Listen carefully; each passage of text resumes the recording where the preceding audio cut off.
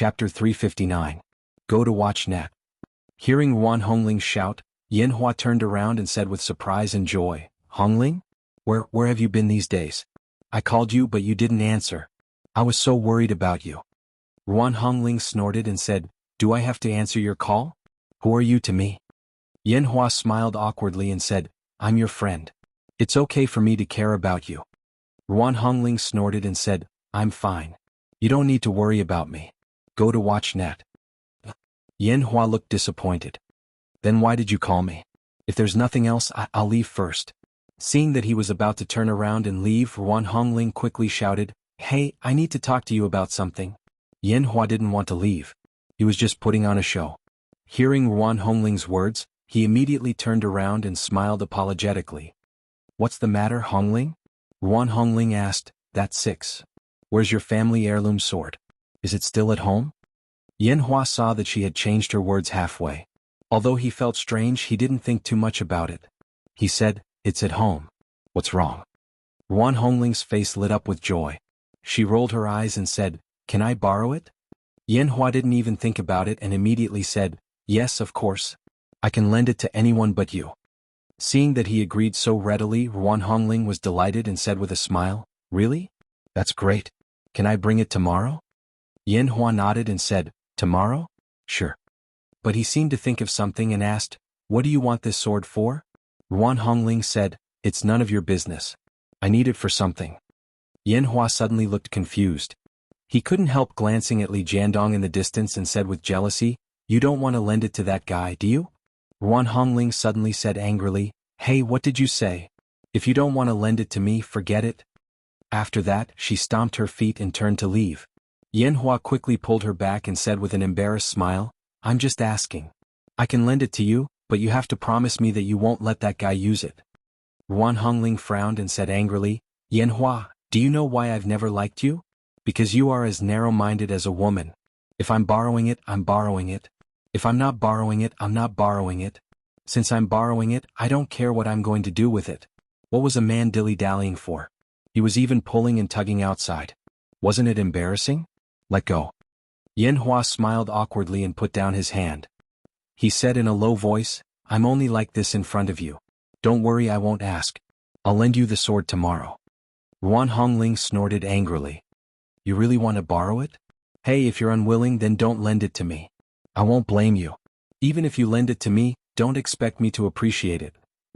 Yanhua smiled apologetically and said, No, we are friends. It doesn't matter if I lend it to you. Yuan Hongling snorted and said, That's more like it. I'm leaving. Yanhua saw that she had turned around and was about to leave without any hesitation. He called out, Hey? But Yuan Hongling had already walked far away. Only a ponytail swayed behind her head, making Yanhua's mind go into a mess. That's strange. What does she want this sword for? Yanhua muttered in confusion.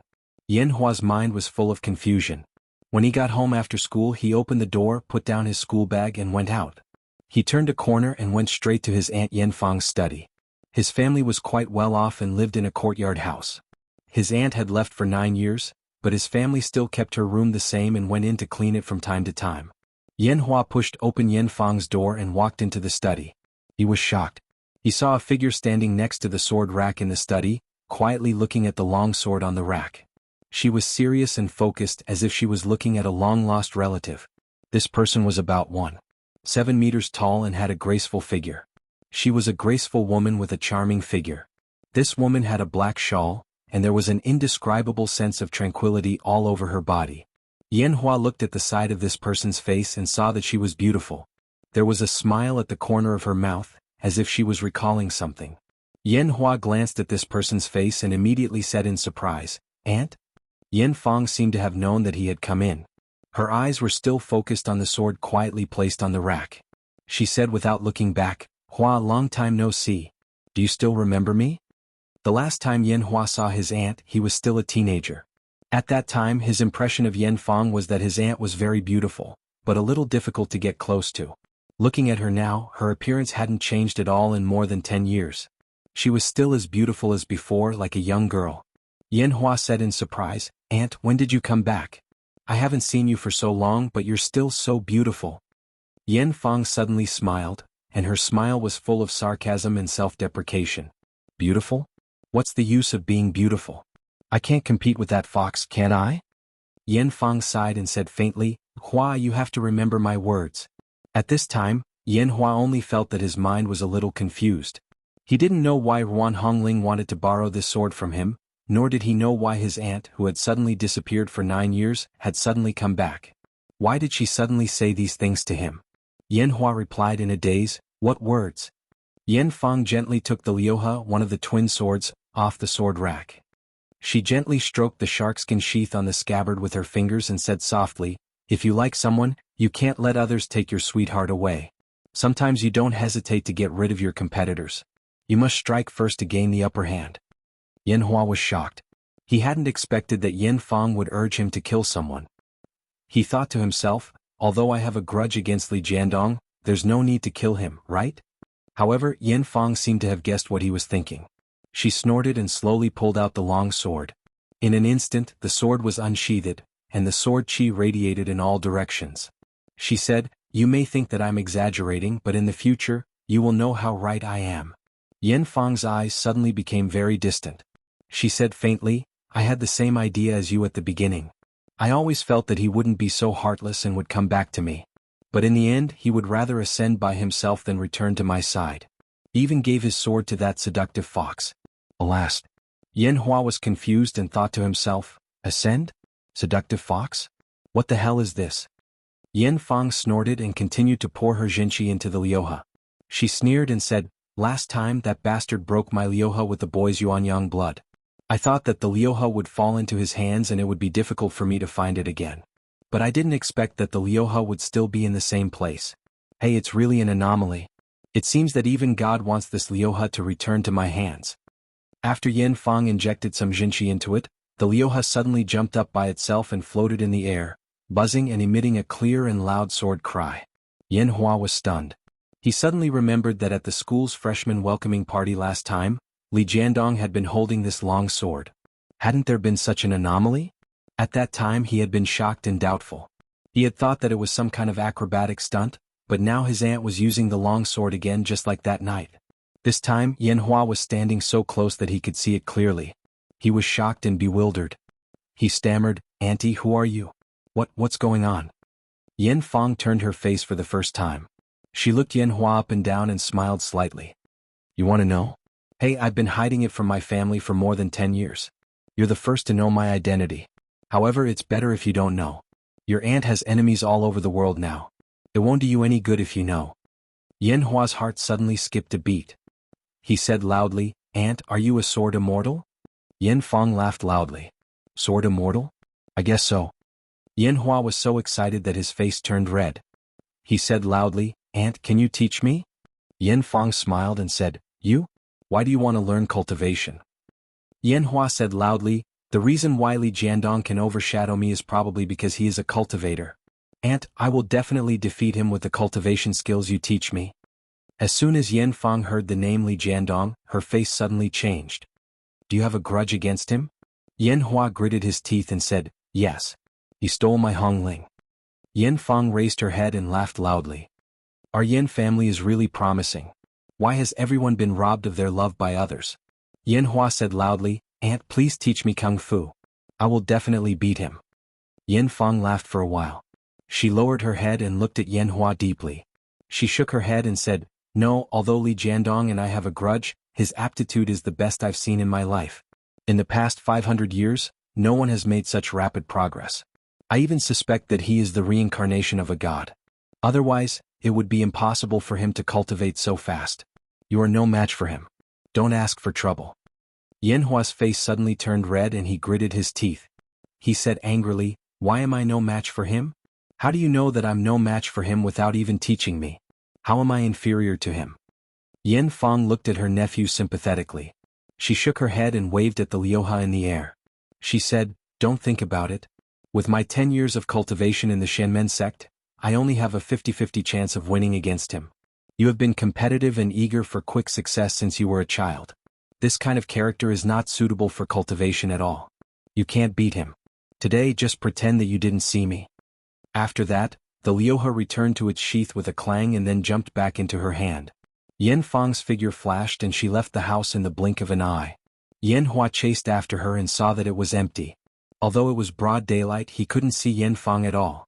Yen Hua clenched his fists and was as angry as a wild beast. He roared loudly, "How am I inferior to him? Hongling, and I want to prove to you that I am definitely stronger than him." Group 1 to 8 is full. Please add Group 9 13,127 0766. Chapter 360. Go to watch net. After school, Li Yundong's face was frighteningly dark along the way. Zhou Qin and Ruan Hongling couldn't help covering their mouths and snickering when they thought of what had happened in the classroom. Su Chan was like a child who had done something wrong. She lowered her head, rubbed the corners of her clothes, and rubbed her toes against the ground, not saying a word. Although the little foxes also kept their mouths shut, their intelligent eyes glanced at Li Yundong and then at Su Chan, as if they were eager to see the world in chaos and were gloating. Go to watch net. When he finally entered the house, Li Yundong's face was as cold as a coffin. He shouted, "Zhou Qin, Hongling, do you have anything to do?" While he was asking them to leave. Zhou Qin was clever and quickly said, "I'm going to read." As she said this, she covered her mouth and ran into her room with a snicker. Ruan Hongling rolled her eyes and said with a smile, "I'm going to find Sister Ziyuan." As soon as the two of them left, only the foxes of the younger generation of the Fox Zen school were left standing in the living room, staring at each other. Li Yundong opened his mouth and wanted to teach these little foxes a lesson, but he didn't know what to say. Li Yundong suddenly felt a little depressed. In his opinion, if any of these stinky girls could speak, Su Chan wouldn't have jumped up. But they didn't speak because he didn't want them to. Seeing Li Yundong's long face, the little foxes looked at each other and walked up to Li Yundong together. They said aggrievedly, "Leader, please punish us. Although, we don't know what we did wrong, but it's our fault for making the sect leader unhappy." Li Yundong was even more depressed. "Oh, it turns out that you've taken advantage of me and still want to force me to abdicate?" Li Yundong was so angry that he waved his hand and said impatiently, Go back to your rooms." The little foxes had been waiting uneasily for Li Yundong to teach them a lesson, but they didn't expect that Li Yundong would raise the board high and drop it gently. They were immediately overjoyed and cheered, "Long live the leader! Long live the leader!" Li Yundong scolded, "Hurry up and go back. Don't you think you've caused enough trouble?" The little foxes were startled. They immediately covered their heads and fled like frightened birds and beasts. Su Chan, who was among them, rolled her eyes and turned to follow them. She turned around and took a step, her ears suddenly pricking up like a little fox who was extremely vigilant. Su Chan saw that Li Yundong didn't respond after she took a step, so she was delighted and took another step. There was still no response. Su Chan was overjoyed. Just as she was about to run away, she heard Li Yundong say, "Su Chan." The smile on Su Chan's face suddenly collapsed. She turned around, looking like a thief who had been caught red-handed. She moved resentfully to Li Yundong, lowered her head and mumbled, "What are you doing? I also have things to do." Seeing her like this, Li Yundong was so angry that he almost laughed. He said with a straight face, "Oh?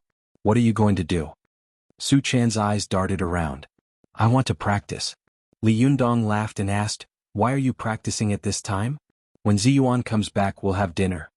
Su Chan was quick-witted and quickly said, "I'm going to do housework." Li Yundong snorted and said, "Forget it. Do you want to tear this house down?" Su Chan was unwilling to give up and said again, "Sister Ziyuan will be back soon. I'll go cook." Li Yundong laughed and said, "You cook? What dishes can you cook? Don't tell me that you've forgotten the pain and how you messed up the kitchen last time." Su Chan pouted and said unhappily, "I can cook 4 dishes now." Li Yundong opened his mouth wide and looked surprised. "Oh? When did you learn to cook?" Su Chan snorted and said proudly, "I learned it secretly from Chow Yi Sherbua. This is called knowing shame makes one brave."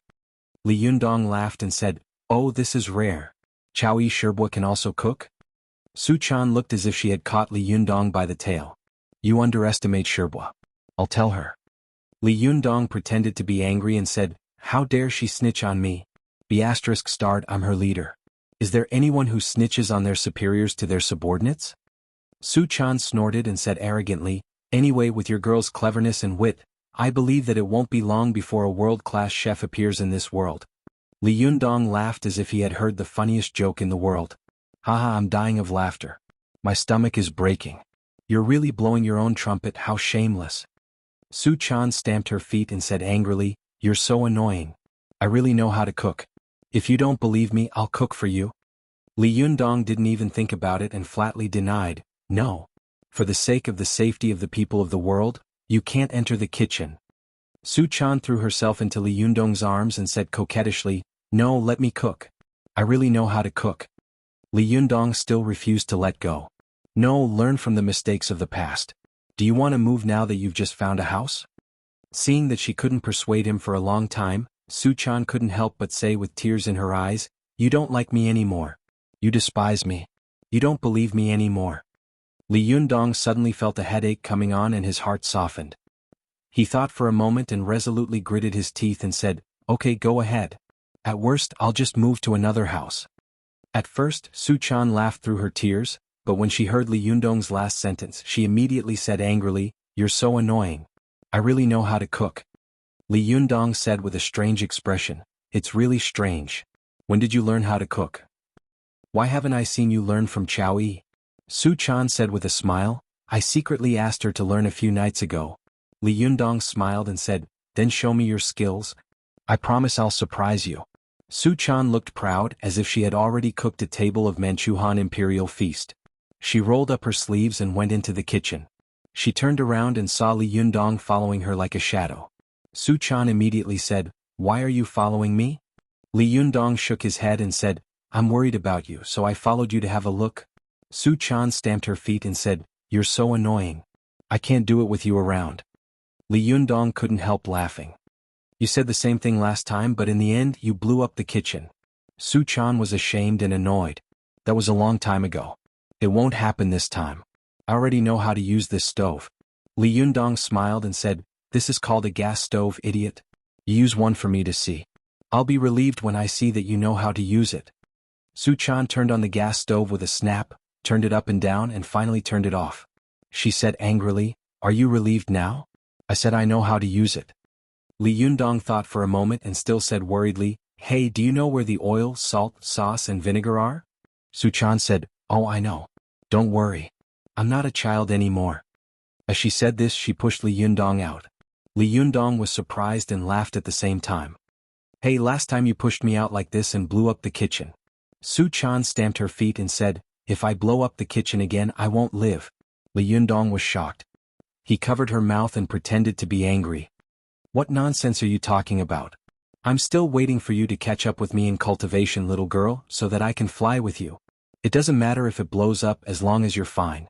Su Chan's cheeks turned red. Her heart was filled with sweetness, and a sweet smile seemed to seep out of her heart. She smiled and said, Don't worry. Just wait for the delicious food. As she said this, she turned and went into the kitchen, not forgetting to close the door. Li Yundong couldn't help laughing and shook his head. But after a while he opened the door a crack and sneaked his head into the kitchen. Unexpectedly, Su Chan seemed to know what he was doing. She looked at him and said angrily, You're just worried about me? Li Yundong smiled apologetically. Not at all. I just want to ask Chef Su, which 4 dishes are you cooking? Tell me so that I can also learn. Su Chan walked to the door, slammed it shut and said angrily, I won't tell you. Li Yundong shook his head secretly. He returned to the living room helplessly, wondering what kind of dishes this girl would cook. But after a while, Li Yundong suddenly slapped his thigh and said, I actually let this girl get away with it. I forgot to blame her. Li Yundong thought about it again. It seemed that what had happened at school couldn't be blamed on her. Thinking of this, Li Yundong couldn't help laughing. At this time, Ziyuan happened to come back. Li Yundong looked at her and saw that although this fairy-like sister had been busy all day, her clothes were still neat and tidy, and there was no trace of dust on her. Li Yundong secretly admired her in his heart. He said with a smile, A fairy is indeed a fairy. You are still so elegant after a busy day. I admire you. If it were me, I would have been so tired that I would have stuck out my tongue. Ziyuan smiled slightly. She looked into the living room and asked curiously, Where are the others? Usually at this time your place is very lively. Li Yundong sighed and said, Alas, I drove them back to their rooms. Today these little fellows tormented me until I was exhausted. I was almost pissed to death. Li Yundong looked at her and asked, Where are Chow Yi and the others? Didn't they go out with you?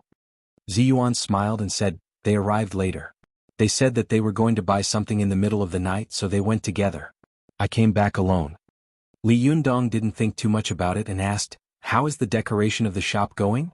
Ziyuan said, "I have already designed 2 sets of plans. You can have a look at them when the time comes. We can discuss them together." Li Yundong smiled and said, "No, you can make your own decisions. I trust your judgment. It must be at the level of a mortal.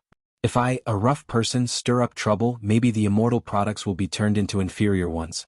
Then I will be guilty." Ziyuan smiled slightly and didn't force him. She thought for a moment and seemed to have something important to tell Li Yundong. She said, "Li Yundong, there is one thing I am thinking about whether to tell you or not." It was rare for Li Yundong to see Ziyuan so solemn. He asked curiously, "What is it?" Ziyuan opened her mouth and was about to speak when she saw Chao Yi, Zhuang Yiting, and Lu Yuehong, the 3 seniors of the Fox Zen School, coming back together with big and small bags. When Ziyuan saw this, her red lips gently closed and she swallowed her words. Li Yundong saw that their hands were not empty at all, so he smiled and said, "Where did you buy so many things?" Chao Yi said with a smile, "It's a nearby city. I've never been there before, but this time I know how big it is. It's really an eye-opener." Li Yundong said with a smile, "You all appear in the city together. I'm afraid that the employees and guests in the city will be the ones who will open their eyes." The 3 Shirbas laughed at the same time. Chao Yi covered her mouth and said, "Leader is actually making fun of us." Li Yundong smiled and said, "By the way, Chao Yi Shirbua, I heard that you taught Su Chan how to cook?" Chao Yi was stunned, but she soon smiled and said, "Yes." Hearing this, Li Yundong smiled and said, "When did this happen? Why didn't I know about it?" As soon as he finished speaking, the kitchen door suddenly opened. Su Chan came out with 4 plates in her hands like she was performing acrobatics. Then she placed them in front of Li Yundong one by one and said, "Look, these are the 4 famous dishes of our Fox Zen School." When did the Fox Zen School have 4 famous dishes? Chao Yi and the others looked at each other and curiously went forward to have a look. Ziyuan and the others turned their heads curiously. Li Yundong fixed his eyes on the 4 plates on the table. The first was egg fried rice, the second was a plate of egg fried rice, the third was a plate of rice, and the fourth was a plate of eggs. Li Yundong said with a strange expression, What are these 4 dishes?" Su Chan proudly pointed at the plates and introduced them one by one. "This is egg fried rice, this is rice fried eggs, this is rice fried rice, and this is egg fried eggs. From today onwards, these will be the 4 famous dishes of our Fox Zen School." As soon as she finished speaking, Chao Yi and the others burst out laughing. Li Yundong took a deep breath and looked defeated. He pressed his throbbing temples and squeezed out a smile. Well, the 4 famous dishes really look, smell and taste good. Seeing this, Ziyuan couldn't help but smile. She glanced around and saw that Ruan Hongling was standing not far away and winking at her. Ziyuan calmly said to Li Yundong, "I have something to do first." Li Yundong was still thinking about the 4 plates of rice that looked, smelled and looked good, so he didn't pay attention. After Ziyuan and Ruan Hongling went to their room, Ruan Hongling mysteriously closed the door and said softly, "Sister Ziyuan, I've thought of a good way to find second Sherbua." Chapter 361. Go to watch net. As soon as Ziyuan heard Ruan Hongling's words, her expression suddenly became serious and she asked, "What can you do?" Ruan Hongling said proudly, "I met Yin Hua today and asked him to borrow the Lioha. Let's go." 7 KOM. Ziyuan was stunned. "Why did you ask him to borrow the Lioha?" Ruan Hongling said with a smile, "The Lioha was second Sherbua's personal sword in the past, and it is also one of the 2 swords of the Bahuang and Lioha. Now that second Sherbua has caught Ao Wushuang, it is very likely that she has already obtained the Bahuang. As long as she gets the Lioha back, the 2 swords can be combined. Once the Bahuang and Lioha are combined, second Sherbua doesn't need to hide at all. She will definitely show up and directly attack the Fox Zen School." Ziyuan's heart skipped a beat. She said doubtfully, "I roughly understand what you mean, but didn't second Sherbua go to get the Lioha as soon as she escaped?" Ruan Hongling chuckled. "I also thought that second Sherbua might have taken the Lioha away. But when I met Yin Hua today and asked him, guess what happened?" Ziyuan smiled slightly. "It must still be there." Ruan Hongling clapped her hands. "Yes, the Lioha is still there. It's unbelievable. We were so busy with all kinds of things that we didn't think of looking for the Lioha as soon as possible. But second Sherbua didn't take it either. Sister Ziyuan, don't you think it's strange?" There was a thoughtful look on Ziyuan's face. She said, "It's indeed strange. Logically speaking, second Sherbua should have gone to get the Lioha as soon as possible. With her cultivation, once she gets the Lioha, it will be like adding wings to a tiger. But why hasn't she taken so long to get it? Speaking of this, Ziyuan suddenly said, don't delay it anymore. Go to Yanhua's house and get it now. No matter what, you have to get the Lioha first. Ruan Hongling responded, turned around and went out the door. Ziyuan sat alone by the bed, frowning slightly and lowered her head in thought. About half an hour later, Ruan Hongling rushed back angrily. Before she entered the door, she shouted, Sister Ziyuan, it's terrible. Ziyuan suddenly stood up and asked in a deep voice, what's wrong? Judging from your appearance, could it be that the Lioha is missing? Ruan Hongling's face was a little pale. She said, Yanhua he said that his aunt, second Sherbua, took away the Lioha. Ziyuan frowned. When did this happen? Ruan Hongling said bitterly, I should have been there half an hour earlier for what happened just now. Ziyuan shook her head and said, if you had gone half an hour earlier, I wouldn't have seen you. In second Sherbua's current state, she would never show mercy to anyone who tried to stop her from taking revenge on the Fox Zen school. At that time, not to mention that you're her martial nephew, even if you were her own flesh and blood, I'm afraid she would still kill you. Ruan Hongling let out a long sigh and said, although I don't like second Sherbua, I really feel bad seeing her like this. What's the difference between her and falling into the devil's way? Our Lingong sect is already short of manpower. Now second Sherbua is determined to go against the Fox Zen school, and you are also determined to help the Fox Zen school. Oh my God, why do you have to make our Lingong sect suffer so much? Could it be that God also wants to destroy our Lingong sect? Ziyuan smiled faintly and said, the clouds rise and fall and the tide rises and falls. That's all. Hongling, everything in this world is just a fleeting cloud. Don't pay too much attention to it. Ruan Hongling was angry when she heard this. She said angrily, you are always like this. When it comes to your own affairs and the affairs of the Lingong sect, you don't care about anything. When it comes to Li Yundong, you are so nervous that you feel like you have lost your life. You still say that you don't like him. Ziyuan's cheeks turned red at first, but she soon calmed down. She glanced at Ruan Hongling faintly and said, it's just cultivation in the mortal world. I'm worried about my cultivation, not Li Yundong. Ruan Hongling moved closer to Ziyuan and widened her eyes, as if she wanted to find some clues on her face. She said word by word, you are deceiving yourself. Ziyuan shouted angrily, you have no respect for your elders. Seeing that Ziyuan was angry, Ruan Hongling secretly stuck out her tongue and changed the topic. By the way, Sister Ziyuan, why do you think second Sherbua waited until today to get the Lioha sword? Why didn't she go earlier? Ziyuan's face suddenly became very cold. Ruan Hongling rarely saw Ziyuan show such an expression, and she couldn't help but feel a chill in her heart. Ziyuan said in a deep voice, second Sherbua didn't go to the Lioha sword. There are a few possibilities. First, she might have been like us. She was too busy with all kinds of things so she didn't go to get it. As soon as she finished speaking, Ruan Hongling said, now that I think about it, I don't think it's possible because for her, there is only one thing she wants to do, and that is revenge. But we have a lot of things to do and a lot of things to consider. Moreover, the enemy is in the dark while we are in the light. It's normal for us to not think of it, but it's impossible for second Sherbua, who is hiding in the dark, to not think of it. Ziyuan nodded in agreement. She said, you're right. So, there is a second possibility. This possibility is that second Sherbua has been looking for it before, but she hasn't been able to find it. She didn't find it until today. Ruan Hongling shook her head and said, Yanhua also said that second Sherbua said this, but I don't quite believe it, because second Sherbua can hide in the Fox Zen school for 9 years without being discovered. How meticulous and careful does she need to be to do this? I don't believe that she would go to Yanhua's house to get the sword in the end. Ziyuan looked at Ruan Hongling with appreciation. You're right. Originally, if second martial uncle didn't say this, I wouldn't be sure of this final possibility. But now that she said this, I can almost conclude that this sentence is a smokescreen, and the purpose is to confuse and guide us. Ruan Hongling was also an extremely intelligent person. Her eyes lit up and she said, Sister Ziyuan, what do you mean? Ziyuan said in a cold voice, second Sherbua is very likely to have been with us all the time. Last time Li Yundong and I went back to the place where we had buried the body of the golden snake, it had already been dug up.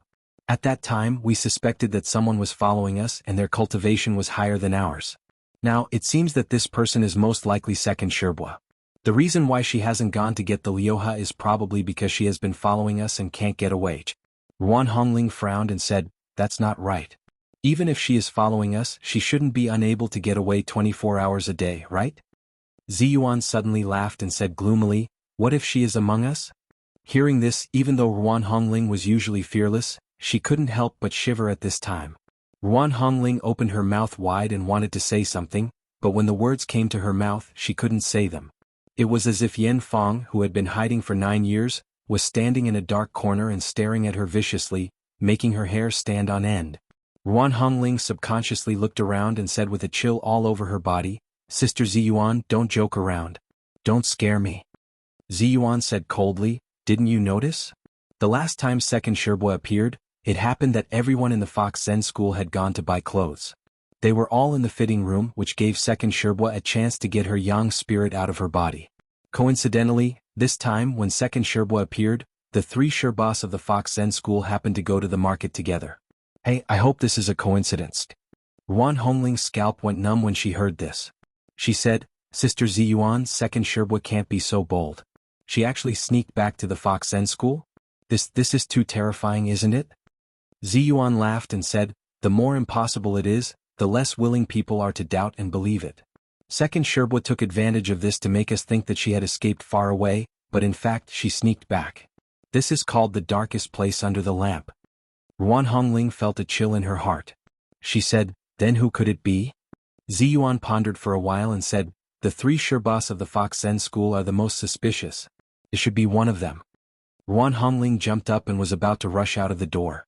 She said, no, I have to tell Li Yundong immediately. Although this guy is a bit of a bastard, he is still a good person. If Second Sherbua suddenly attacks him, it is very likely that his body and soul will be destroyed. Ziyuan grabbed her and shouted in a low voice, stop, don't go. Ruan Hongling turned around and widened her eyes. What? Sister Ziyuan? Ziyuan said in a deep voice, Li Yundong has a pure heart and is easygoing. He is not a shrewd person. Once he knows that Second Sherbua is hiding around the Fox Zen school, he will definitely reveal it in his usual words and expressions. With Second Sherbua's sensitivity, she will definitely notice it immediately and escape without hesitation. At that time, it will be really difficult for us to find her again. Ruan Hongling said anxiously, but aren't you afraid that something will happen to Li Yundong? Aren't you the most worried about him? Ziyuan looked at her strangely. It seems that you are the one who is more anxious now, aren't you?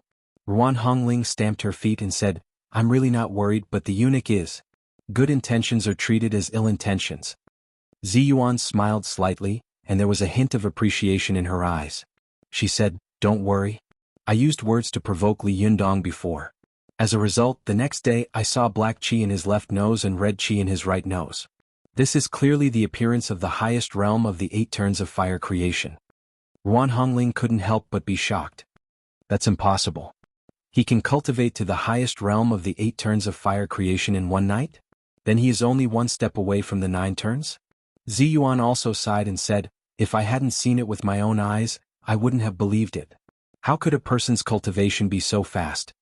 Ruan Hongling shook her head and said, it's too scary. Last time on the rooftop, I saw him dance the fan of 7 treasures freely in one night, as if he had practiced it for several lifetimes. Ziyuan said, so you don't have to worry about Li Yundong. He is now in the pure Yuanying phase. In terms of cultivation and kung fu, he is only above Second Sherbua, not below her.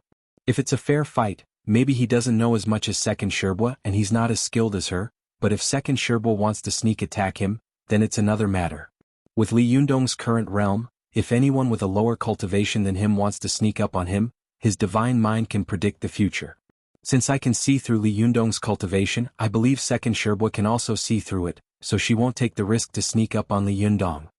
Moreover, since she took such a big risk to sneak back, she must have some amazing plot. Now that we have found her, the enemy is in the light and we are in the dark. The situation is in our favor. If she finds out, it won't be good. Ruan Hongling thought for a moment and said, what if Second Sherbua attacks the other people of the Fox Zen school? Ziyuan smiled and said, that won't happen. Before Second Sherbua achieves her goal, she definitely won't act rashly and alert the enemy. With her personality, she won't show her dagger if she doesn't have the confidence to win. As she spoke, Ziyuan's voice suddenly became cold. I really don't know what Second Sherbua is up to. Ruan Hongling suddenly understood, but she quickly frowned and said, if Second Sherbua takes the Lioha, it's impossible for her to keep it with her. Where would she hide it? Moreover, why doesn't she combine the Liuha and Bahuang? With the Bahuang and Liuha in hand, who in the world will she be afraid of? Ziyuan smiled and said, I also thought of this before, but you have to know that Ao Wushuang was sealed in the Emperor's clock by second Shibua. Do you know what kind of powerful magical weapon it is? Ruan Hongling nodded and said, Of course I know. This is a powerful magical weapon of Yi fashion of the Tang dynasty. It can seal any master below the immortal level, including Jinshin and Thunder Retribution masters. Ziyuan nodded and said, Yes, the Emperor's clock is very domineering, but it also has one of its biggest shortcomings, that is, once it is sealed, it is difficult to release it again. Therefore, although Ao Wushuang was sealed by second Shibua, in fact, Ao Wushuang has become the safest person in the world, because second Shibua can't break the Emperor's clock to release Ao Wushuang, and she can't get the Bahuang sword beside Ao Wushuang. Ruan Hongling sighed and said, This is called being too clever and making a fool of yourself. So what should we do now? Now the Jingyi school is aggressive, and second Shibua is lurking around us. We have just started our business and our livelihood is a problem. There are so many problems. What should we do? Ziyuan said lightly, If he is strong, let him be strong. If he is tyrannical, let him be tyrannical. If he is tyrannical, let him be tyrannical. We just need to wait and see who will show their foxtail in the end. In the end, Ziyuan suddenly sighed and said, I hope our guess is wrong. Otherwise, the grudge between second Shibua and the Fox Zen school will really be impossible to resolve. When Ziyuan mentioned the grudge between Yen Fong and the Fox Zen school, Ruan Hongling suddenly sighed and said faintly, Sister Ziyuan, when the time comes, if second Shibua really wants to fight to the death with Li Yundong, which side will you help? Chapter 362. Go to Watch Network. Ziyuan was stumped by this question. Although she had long expected that she might face this day in the future, she had been subconsciously avoiding this question, because even she did not know how to face it. Watch Net. On one side was the second Shibua of her sect. Although Hongling had not received much care from second Shibua, she had received a lot of guidance from second Shibua in cultivation when she was a child. It could be said that she owed him a debt of gratitude. Moreover, even if second Shibua had not given her any guidance, he was still her Shibua in terms of seniority. In terms of distance, he was much closer to her than Li Yundong, an outsider. However, although the other side was a person who had nothing to do with her in theory, her master's psalm had connected her fate with him. After getting along with him for so many days, even if there was no true love, there was still a trace of affection. If she watched him fight with second Shibua, or if he died at the hands of second Shibua one day, what should she do? For a moment, Ziyuan couldn't help but be a little dazed. Ruan Hongling saw that Ziyuan was in a daze, and her eyebrows were full of worry, as if thousands of worries were entangled together, turning into a mess that could not be untied. Ruan Hongling let out a long sigh and said, Alas, on one side is my second Shibua, and on the other side is my lover. What should I do? Ziyuan was a little confused and couldn't help murmuring, Yes, what should I do? Ruan Hongling laughed and clapped her hands. Sister Ziyuan, you finally admitted that you fell in love with this guy? Only then did Ziyuan wake up as if from a dream. She blushed and glared at Ruan Hongling with shame and anger. What did you say? Ruan Hongling giggled and said, Sister Ziyuan, don't deny it. Your subconscious has already answered for you just now. You can't deny it. Ziyuan said angrily, Hongling, you're getting more and more outrageous. If you keep talking, I'll drive you back to the mountain. Ruan Hongling was startled. She quickly pulled Ziyuan's arm and said coquettishly, Sister Ziyuan, now that our sect has been sealed, you want me to go back. Do you have the heart to let me be bullied alone? Ziyuan rolled her eyes at Ruan Hongling. If you don't want to be bullied, behave yourself. After she finished speaking, she also sighed and said, Now the Jingyi sect is very powerful. They are pressing forward step by step in the light, and second Shibua is like a ghost, making arrangements everywhere in the dark. I feel that we are trapped both internally and externally, making it hard for us to eat and sleep in peace. I'm not worried about what the Jingyi school and second Shibua will do to us, but Li Jiandong. Maybe it's time to teach him some powerful magic. Ruan Hongling was slightly surprised. Sister Ziyuan, what are you going to teach him? Ziyuan thought for a moment and said, Back then, I asked him what kind of magic he wanted to learn among the 5 elements of the Great Way. He answered me that thunder magic was the strongest in the world. If he wanted to learn it, he would learn the strongest thunder magic. Back then, I didn't dare to teach him when I saw that his cultivation wasn't high enough. But now that his cultivation is high enough, it's time to teach him. Ruan Hongling let out a cry of dissatisfaction and said, Sister Ziyuan, I begged you many times, but you refused to teach me. Now you are actually taking the initiative to teach this guy. You are so biased. Ziyuan glared at Ruan Hongling and said, your cultivation is not high enough.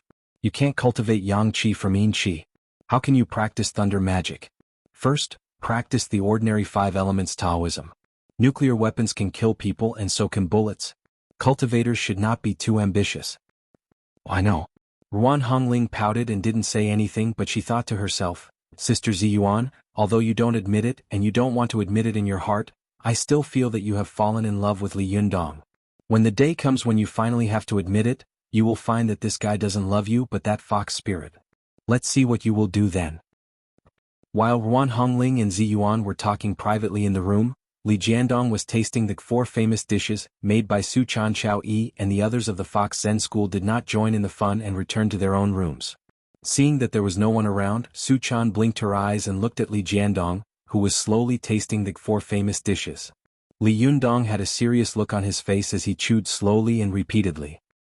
He glanced at Su Chan and saw that the little girl was deliberately pretending to be a reserved lady, sitting upright in front of the table, but her eyes betrayed her heart. The little girl looked at Li Jiandong eagerly, her eyes full of joy and expectation. It was as if she was saying, Is it delicious? Is it delicious? Li Jiandong laughed in his heart. He deliberately ate slowly for a long time, nodding as he ate as if he was tasting the delicious food in the world. The more he ate, the more he enjoyed it and the happier he was. Seeing that Li Jiandong was eating so happily, the little girl couldn't hold back anymore. The corners of her mouth couldn't help curling up, and her eyes curved into crescent moons. She kept winking at Li Jiandong as if to say, Come and praise me, come and praise me. Li Jiandong shook his head, his face full of admiration. He nodded and said, Did you really make these? Su Chan finally couldn't help but smile, revealing a row of snow-white teeth. She nodded like a chick pecking at rice. Yes, I made them. How is it? Is it delicious? Li Jiandong was not in a hurry to tell her.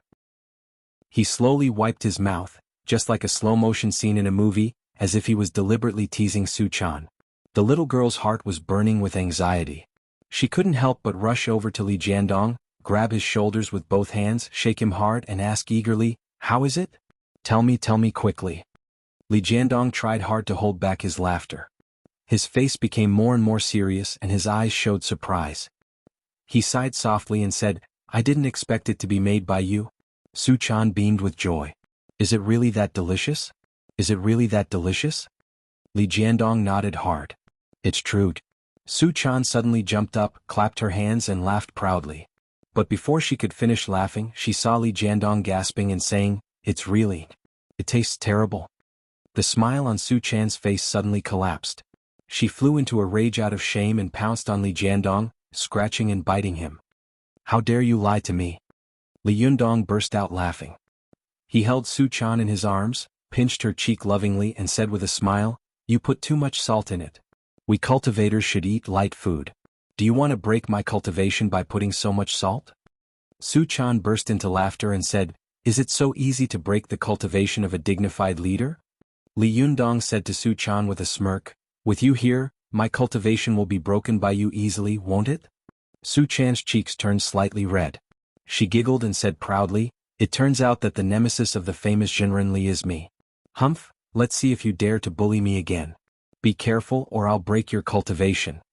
Li Jiandong put his arms around Su Chan's slim waist, pinched the tip of her nose and said with a low, evil smile, You little fox spirit, if you want to break my cultivation, I'll break your body first.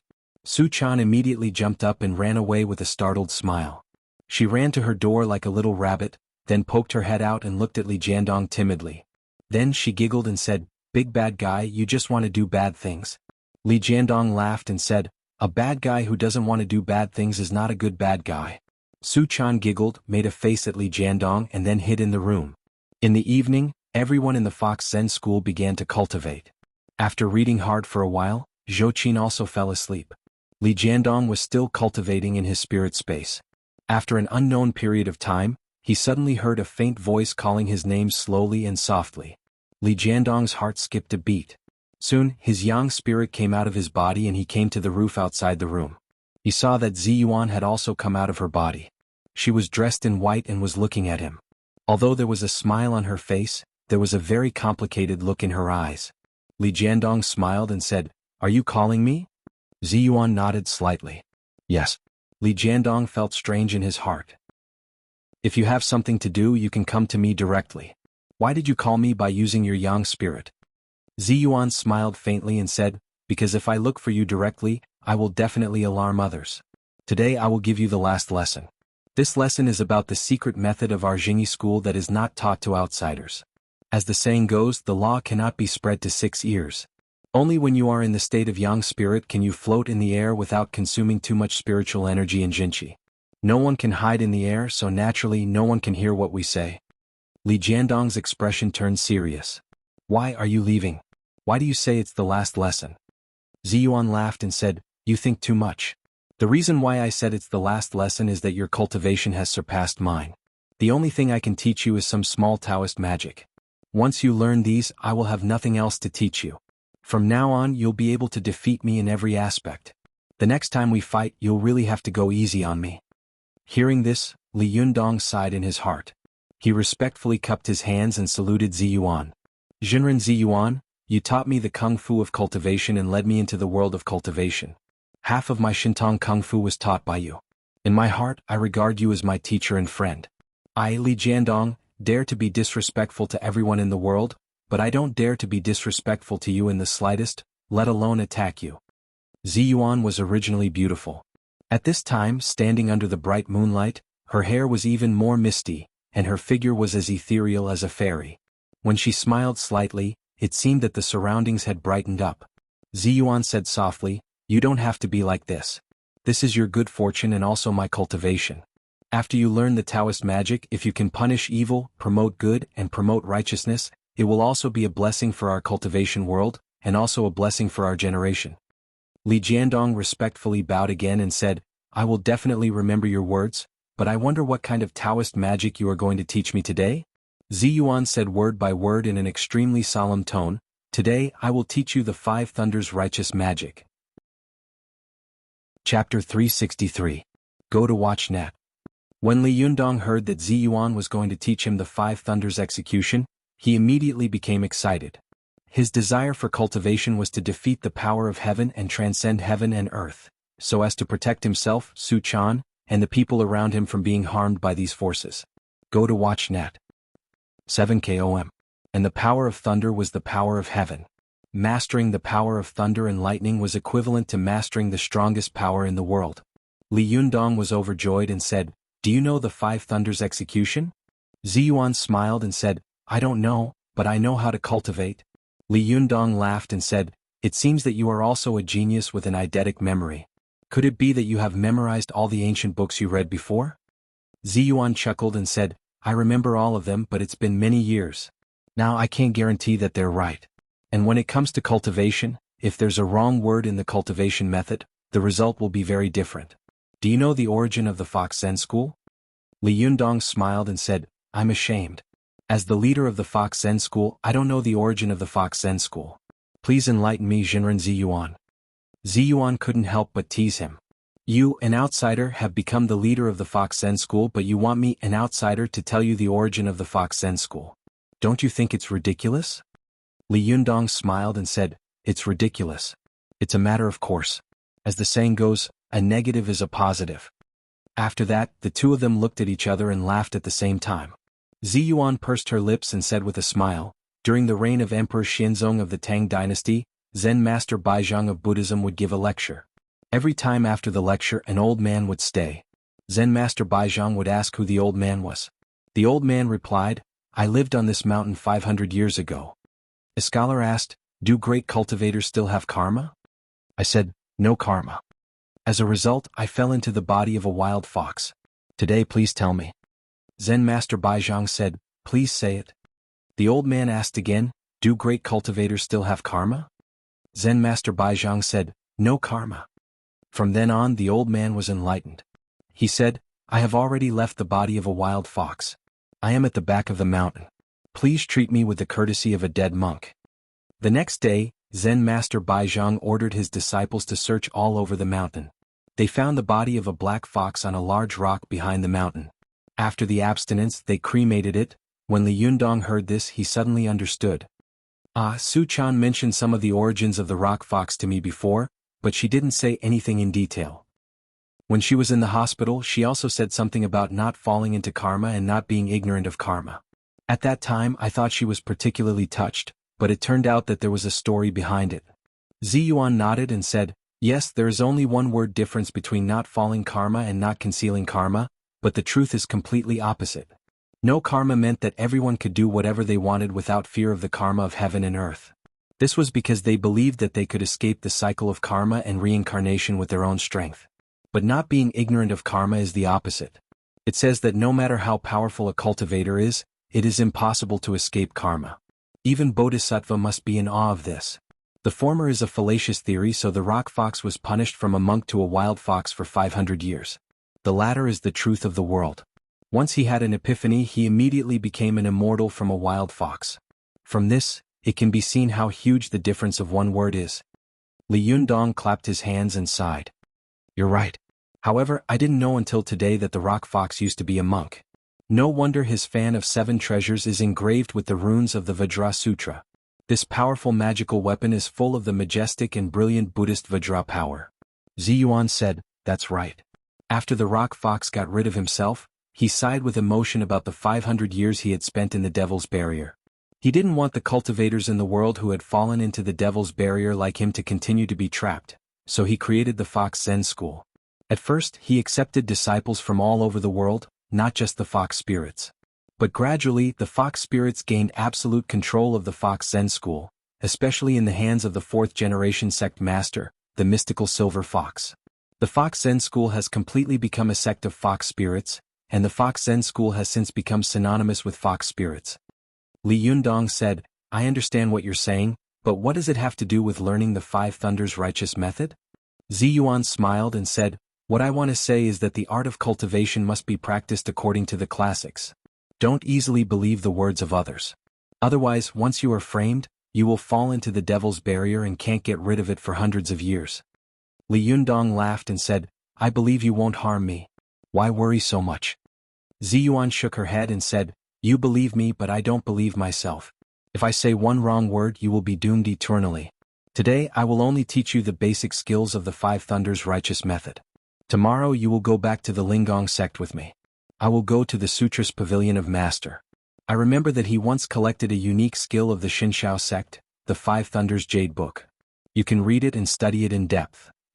Li Yundong asked curiously, hasn't the Lingong sect been sealed?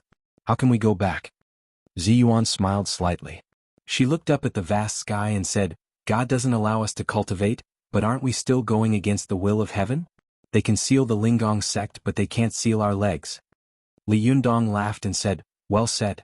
Tomorrow we will go to the Lingong sect at night. However, tonight please tell me how to cultivate the 5 Thunders righteous method first.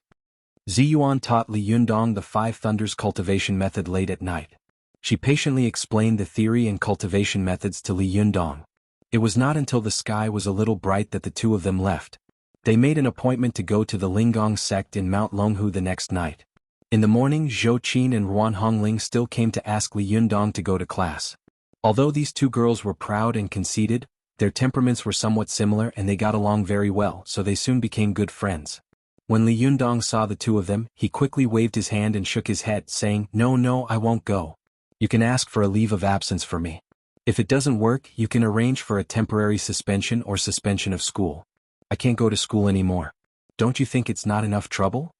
Zhou Qin looked disappointed. She was a little unwilling and asked again, then what are you going to do if you don't go to school? Li Yundong smiled and said, of course I'm going to take a look at the shop. I don't feel at ease if I don't go there for a day. Zhou Qin thought for a moment and said, then I'll go with you. I can also help by the way. Ruan Hongling stamped her feet and said angrily, Zhou Qin, you are so disloyal. You promised to go to class with me, but now you go back on your word and stand me up. Zhou Qin smiled and said, of course I'm going with master. Hongling, I'm sorry. I'll treat you to dinner another day.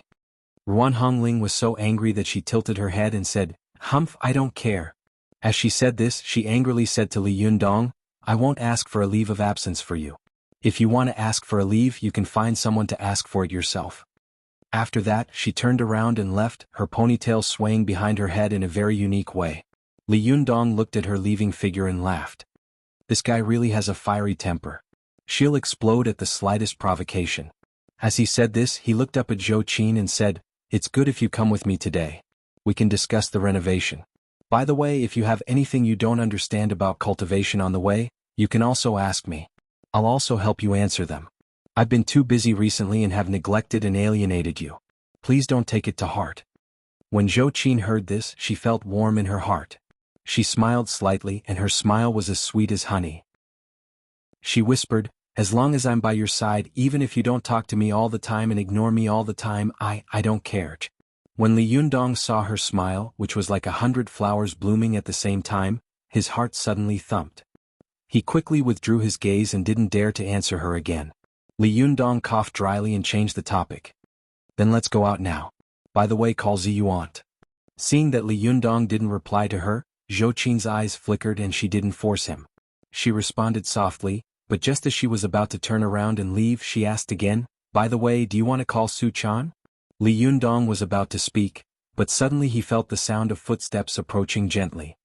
His heart skipped a beat and a smile appeared on the corner of his mouth. He deliberately said loudly, "No, this girl only knows how to cause me trouble. If I call her, maybe she will cause me some trouble again." As soon as he finished speaking, he saw Su Chan jump out of the door with her hands on her hips. She said unhappily, "Well, as soon as I came, I heard you talking bad about me behind my back. You're so annoying. How did I cause you any trouble? You obviously despise me." After that, she covered her face with her hands and burst into tears. Seeing that the little girl was crying, Li Yundong hurried forward, but when he took a closer look, he saw that although the little girl was covering her face with her hands, a pair of eyes peeking out from between her fingers were rolling around, looking at him slyly. As soon as the little girl's crafty and quick-witted eyes saw him, she immediately dodged in panic. Then she closed her fingers again and clenched them tightly. She cried loudly, but after crying for a while, it was all thunder and no rain. Now Li Yundong understood that the little girl was acting coquettishly in front of him. Li Yundong held back his laughter and put on a look as if he wanted to watch the show. He looked at the little girl with interest but didn't comfort her. Seeing that Li Yundong wasn't moving, she couldn't help but sneak a peek at him through the gaps between her fingers. This time she saw that Li Yundong was watching a good show. Su Chan immediately became unhappy. She put down her hand, pouted, and stomped her feet. "Why didn't you come and talk me out of it?" she said. "Why didn't you come and persuade me?" Li Yundong couldn't help laughing. "Persuade you about what?" Su Chan pouted and said with a resentful face, "You only know how to bully me. You're so annoying." As she said this, she looked at Zhou Qin, took her hand and said coquettishly, "Sister Zhou Qin, look, this person is so annoying. Not only did he talk behind my back, but he also deliberately angered me." Zhou Qin saw that Su Chan was charming and cute. Although she was sometimes jealous of her, she couldn't hate her in her heart. She smiled and said, "Master, he's just playing with you."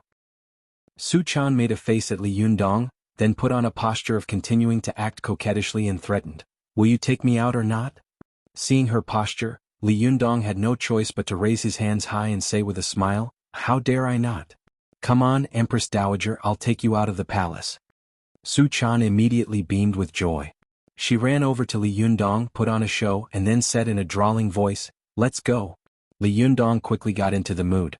With a wretched and humble look, he carefully held Su Chan's white wrist and then led her out of the room. Because Li Yundong lived on the second floor, the little foxes downstairs had long heard the noise of them making. As soon as they went out, Li Yundong found that the little foxes were craning their heads downstairs and staring at him. Li Yundong suddenly sucked in a breath of cold air. He thought to himself, "Oh my God, with so many pairs of eyes looking at me, it's okay if I don't have a strong husband, but I still need the prestige of the leader.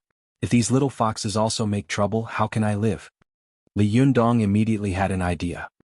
He nodded and bowed to Su Chan, who was beside him, and said, "Empress Dowager, please close your eyes. I'll take you to a good place." Su Chan didn't doubt him. She closed her eyes and said with a smile, "Little Li, where are you taking me?"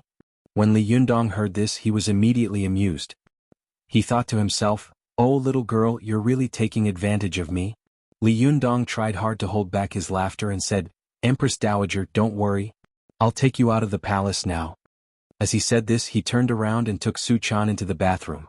Then he quickly turned around and ran out, locking the door behind him. Only then did Su-chan come to her senses. She opened her eyes, rushed to the door and said in surprise, "Why did you lock me in?" Li Yundong laughed and said, "Aren't you going to go to the palace? I'm taking you to the palace, aren't I?" Only then did Su-chan realize that she had been tricked by Li Yundong. She stamped her feet and shouted, "You're so annoying. I'm not going to the palace. I'm going out of the palace." At this time, the little foxes downstairs were all laughing so hard that they looked like gourds covering their mouths. Li Yundong stood on the stairs and glared at them. "You're still laughing. Do you also want to go to the palace? Shall I send you all out later?"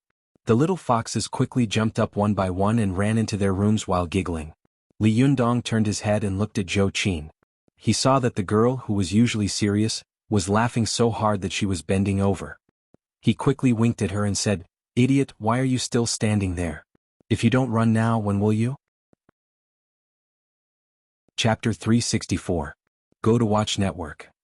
Li Yundong ran out with Zhou Qin and happened to meet Ziyuan coming out from the opposite door.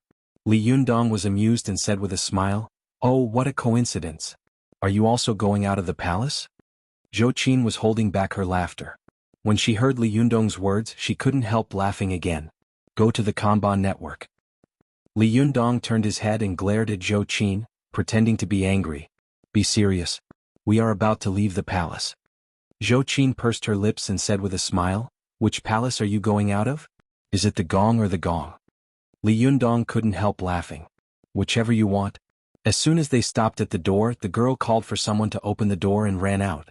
She jumped on Li Yundong's back like a gust of wind, hugging him like an octopus, scratching and biting. "You're so annoying. How dare you play with me?"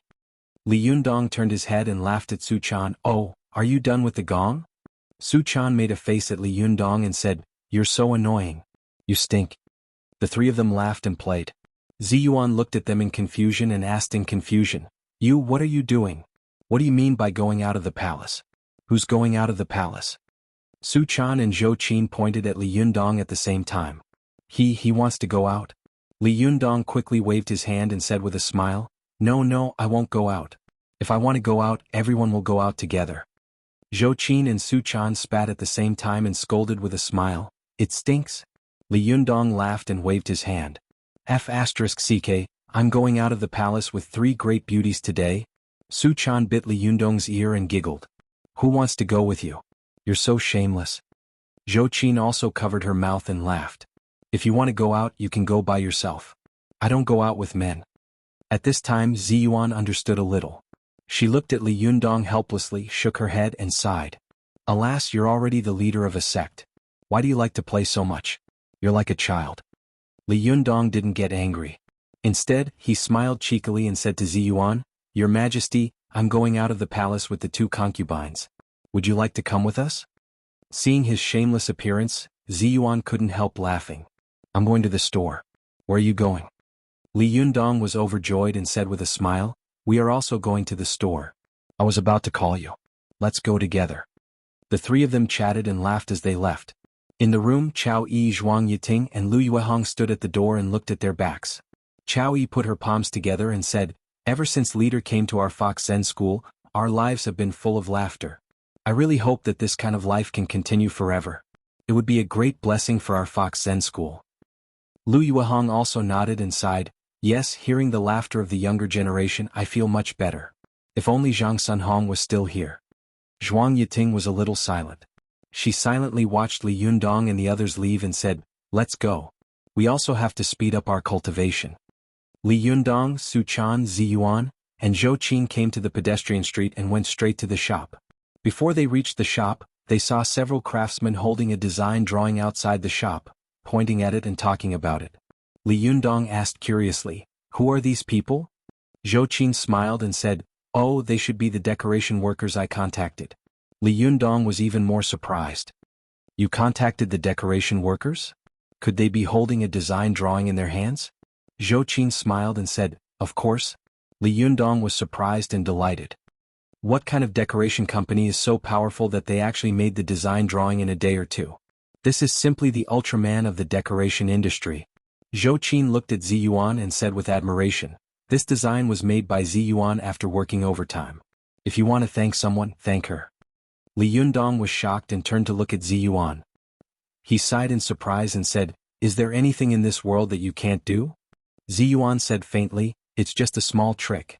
It's not worth mentioning." Li Yundong smiled and said, "If your words were heard by the interior designers, I'm afraid they would die of depression. Let's go and see Zi Yuan's masterpiece." When the group of people walked to the door of the store, a man in a jacket saw Zhou Qin at a glance and came up to greet her warmly. "Miss Zhou, we meet again." Zhou Qin smiled and went up to him. "Mr. Han, are you personally leading the team? Why are you giving me face?" Li Yundong saw that the man called Mr. Han was a middle-aged man in his 40s with a slight beard on his face. His appearance was average, but his eyes were quite bright and sleek. While Li Yundong was looking at him, Mr. Han also glanced at Li Yundong and quickly looked at Li Yundong. Obviously, he had been in the business world for a long time and had developed a pair of sharp eyes. Mr. Han glanced at Li Yundong. Although the man had a peaceful smile on his face, there was an air of arrogance and aloofness in his imposing manner. Mr. Han suddenly felt a chill in his heart and thought to himself, "Which family's son is this? I, Han Yongchang, have seen countless people, but I've never seen such an extraordinary young man." Mr. Han's gaze followed Li Yundong's back and fell on Zi Yuan. With just one glance his mind buzzed. He felt that there was a fairy standing in front of him. She was so beautiful that he didn't dare to look at her. It was as if looking at her would be blaspheming the most beautiful fairy in the world. Mr. Han's eyes followed Li Yundong's back and fell on Zi Yuan. President Han quickly moved his gaze away and glanced at Su Chan again. As soon as he saw her, he felt his heart beating wildly. His eyes were fixed on Su Chan, and he couldn't move his eyes away anymore. He shouted in his heart, "How could there be such a charming and soul-stirring woman in this world?" Li Yundong saw that he was staring at Su Chan in a daze, as if he had lost his soul. The eyes of the two young men behind him almost fell out of their sockets. They stared at Su Chan as if they wanted to swallow her whole. Li Yundong was a little displeased. He coughed dryly, which shocked Han Yongchang. He came back to his senses and smiled awkwardly at Zhou Qin and Li Yundong. The first thing he said was an authentic Beijing accent. "Hey everyone, I'm sorry. I lost my composure. Han Yongchang took the initiative to shake hands with Li Yundong. "I haven't asked for your name yet."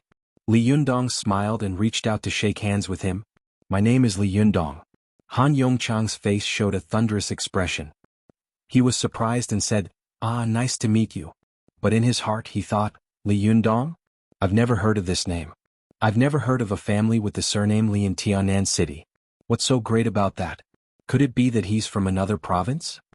Li Yundong's name could be said to be famous in the cultivation world, but in the secular world, it was an ordinary name. Li Yundong was well aware of this. He didn't care about the other party's hypocritical politeness. He just smiled and said, "Mr. Han, you personally led the team to work so early. You're really considerate. On behalf of all the employees of Desanxian, I would like to express my gratitude to you." When Han Yongchang heard this, he asked curiously, "Desanxian? Is Child Li going to open a restaurant?" Li Yundong laughed and said, "No, it's the Xian of Immortals."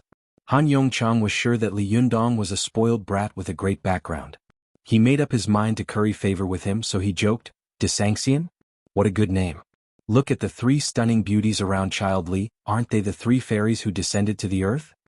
When Li Yundong heard this, he was suddenly happy. He looked at Su Chan, Zi Yuan, and Zhou Qin and saw that the three of them had different beauties, but they were all stunning beauties.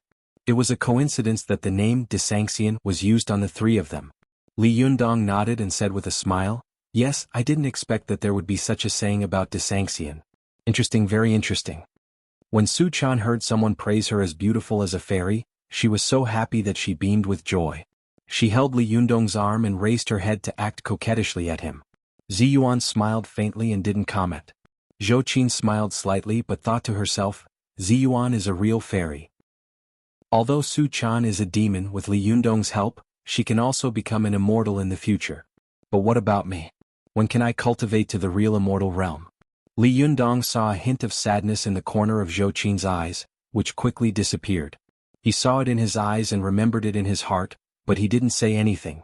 Han Yongchang wanted to flatter Li Yundong, so he smiled at Zhou Qin and said, "Miss Zhou, this design of yours was designed by Child Li, right? This design is of a very high standard. I've been in the decoration business for more than 10 years, and I've also been in the capital for several years. I've never seen such a simple and elegant design. Zhou Qin came to her senses and said with a smile, "You guessed wrong." Li Yundong also laughed and said, "Mr. Han, you're flattering me wrong. This design was not made by me. It was made by Ziyuan." As he spoke, he pulled Ziyuan to his side. Ziyuan nodded slightly at Han Yongchang and didn't say anything. Han Yongchang's flattery had failed, but he was not embarrassed. He quickly reacted and said, "Oh, it turned out to be made by Miss Ziyuan. This design is really wonderful. It's amazing. If you were to design, I'm afraid we would all be starving." His flattery made Li Yundong and the others laugh, and Ziyuan also smiled slightly. Li Yundong said with a smile, "Don't be in a hurry to flatter us. Let's talk about the price first. No matter how much you flatter us, I won't pay you more. I'm a real poor man." Han Yongchang said with a smile on his face, "Child Li, all of the beauties around you are rare in the world. It's a blessing for an ordinary man to find one of them. But you have 3 of them by your side. What's even rarer is that no matter which one of them is, they are all masters with unique skills. They are not comparable to those vases. If you say that you are a poor man, then I won't do it. Aren't you scolding me in a roundabout way?" Li Yundong asked curiously, "How did I scold you?" Han Yongchang said with a smile, "Think about it. If it were an ordinary person, would any of the fairies around you be able to follow him? What would they want from him? Could it be that they want a wife and children, a warm Kong and a daily necessities? Even if they get the design, they won't be able to keep it. Only someone as extraordinary as you can protect these 3 fairies in the shop of the Desangxian. In my opinion, just by looking at the 3 people around you, I can see that you are either rich or noble. You must be a great person."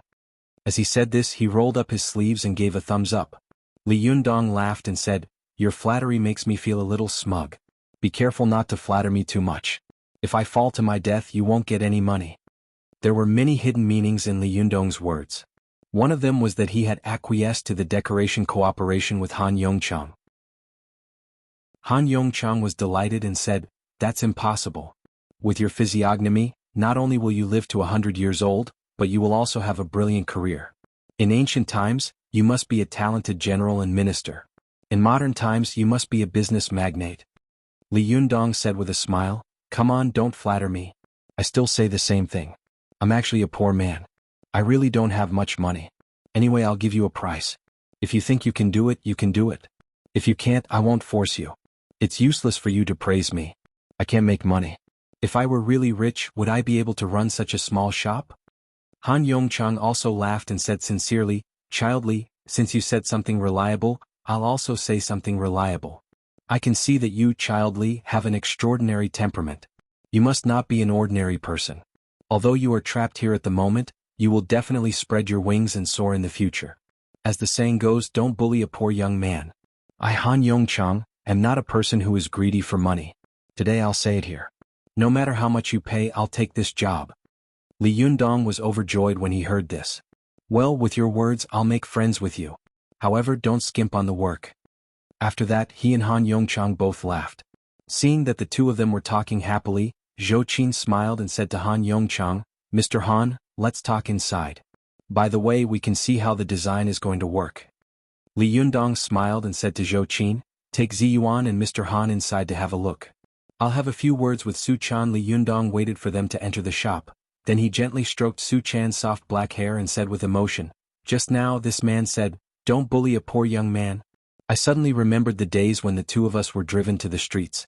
Then I remembered that after I met you, I really didn't seem to let you live a really comfortable life. There were always all kinds of things that made you secretly worried. Sometimes I would wonder what we would do if our shop didn't make any money. We will really have to beg for food. At that time, will I still be able to protect you, a fairy on earth?" Su Chan obediently held Li Yundong's arm and leaned against his side like a little bird. She looked at her lover in front of her with infatuation in her eyes and said softly, "Sir, I'm already very satisfied. I came through when I was at my poorest. In the future it will definitely be better. And no matter how poor I am, as long as I don't die, I will eventually succeed. I believe that the man I like is a man of indomitable spirit. In the future he will definitely be a great hero who can shake the world. How can this kind of daily necessities be difficult for him? Moreover, at that time you will be so powerful. Will you still remember a little fox spirit like me?" Li Yundong sighed in his heart when he heard this. He suddenly remembered the conversation he had with Su Chan in the rental house and couldn't help but say, "As long as you don't leave me, I won't abandon you. The heavens and the earth can testify to this." "Are you stupid? Why did you suddenly say that? It's weird." Although Su Chan's mouth was angry, her heart was filled with sweetness. The little girl stretched out her hand and clasped her fingers tightly with Li Yundong's, as if she would never let go in 3 lifetimes. The two of them snuggled up tightly as if they were going to merge into one. They stood on the street and looked at each other. For a moment they seemed to be in a daze. Just as they were looking at each other in infatuation, suddenly, an extremely harsh voice came in. "Oh, it's you guys? You guys haven't broken up yet?" When Li Yundong heard this, anger rose from the bottom of his heart. "Motherf asterisk her. Who the hell dares to curse me and Su Chan?" he thought. He turned his head and saw a fat middle-aged woman standing not far away, sizing them up. Li Yundong was so angry that he laughed out loud when he saw the woman. This woman was none other than the landlady who had driven them out of their rental house and forced them to live on the streets. Well, the asterisk is almost here. Chapter 365. Go to watch net. As soon as Li Yundong saw the landlady, he thought to himself, "It can't be such a coincidence, can it? I was just thinking about how you drove us out before and now you're here? Are you that amazing?" Su Chan also widened her eyes. She pointed at the landlady and stammered, Aren't you that?" The landlady seemed to have been living a good life recently. Although she was fat, she was dressed in famous brand clothes. She also had big and small bags in her hands and her face was ruddy. It was obvious that she had made a small fortune and was particularly proud. Go to watch net. She hadn't expected to meet her former tenant on the pedestrian street. For a moment, she couldn't help but sneer when she saw the couple being affectionate on the street as if there was no one else around. But who was Li Yundong? Li Yundong was not a person who liked to be at a disadvantage. His cultivation was extremely strong, and his eloquence was also very good. He immediately retorted sarcastically, "So it's you. You're still alive?" The landlady's face suddenly became very ugly. She had wanted to say something sarcastic to this annoying guy and then leave. She hadn't expected that Li Yundong's tongue would be as sharp as a knife. He didn't give her any face at all, which put her in a difficult position. The landlady thought to herself, "Wow, how dare you quarrel with me? Since I drove you away last time, I have been very lucky. It can be seen that you are a jinx. Now you are so depressed but you still dare to challenge me." The landlady sneered and said, "Of course I'm alive and I'm living a good life." As she said this, she made a coquettish pose and showed off her famous brands. She pointed to her bag and said, "Do you know what brand it is? Louis Vuitton 1V. One bag costs tens of thousands. Do you dare to buy one for your own woman? You don't dare, do you?" I dare to buy one for myself. Women should be more ruthless to themselves. As for you, by the way, didn't you say how great your man was? What about now? How is it?" Su Chan was disgusted by the landlady who had driven them out of their comfort zone. She sneered and said, "Of course. You're so fat, so of course you have to be harder on yourself. You want to find a man who can buy you this bag, but can you find one?" Su Chan's words hit the landlady's soft spot. She was so angry that her face turned pale and her lips trembled. She pointed at Su Chan and stuttered, You bitch. What did you just say? Besides seducing men, what else can you seduce?" Li Yundong saw that the landlady was so angry that her eyes bulged. He laughed and said, "I'm sorry, my little girl only knows how to seduce me, and I like being seduced by her very much. But I don't know who you want to seduce, landlady. Who would want to be seduced by you?" The landlady was furious. She was so angry that she cursed, "I used to be pretty too. Why are you so smug about it? If you have the ability, you can still be as beautiful as you are now in 30 years. This sentence was exactly what Li Yundong and Su Chan were proud of. Ordinary people were afraid of aging, illness, and death, but cultivators were not. The two of them looked at each other and smiled knowingly. Li Yundong suddenly felt that it was really embarrassing for two cultivators to quarrel with such a shrew in the street. He smiled at Su Chan and said, "Forget it. Let's ignore her and go in." Seeing that the two of them were about to leave, the landlady thought that she had won, so she said proudly, "Humph, you can still be proud for 2 more years while you're still young. Li Yundong, let me tell you, don't think that you're young and handsome now. It's useless for a man to rely on his face. When the time comes, you'll be penniless. I want to see if you can protect the woman around you." Li Yundong turned his face and glanced at her sideways. He sneered and didn't answer her. Su Chan turned around and said seriously, "The man I like must be a great hero. No matter what he does, he will do it to the best of his ability. He was poor before, but it doesn't mean that he will be poor in the future." As she said this, Su Chan pointed to the shop behind her. "This is the shop that my Yundong bought. Yundong said that in the future we will open 2, 3 or even more than a dozen shops like this and open them all over the world." After Su Chan said this, the landlady burst into laughter. Her laughter was full of disdain. She pointed at Li Yundong and Su Chan and said, "Just you two? You're talking in your sleep in broad daylight and yawning like a toad. What a big tone. I'm dying of laughter. Do you think that doing business is so simple? How dare you say such big words with such a small shop?"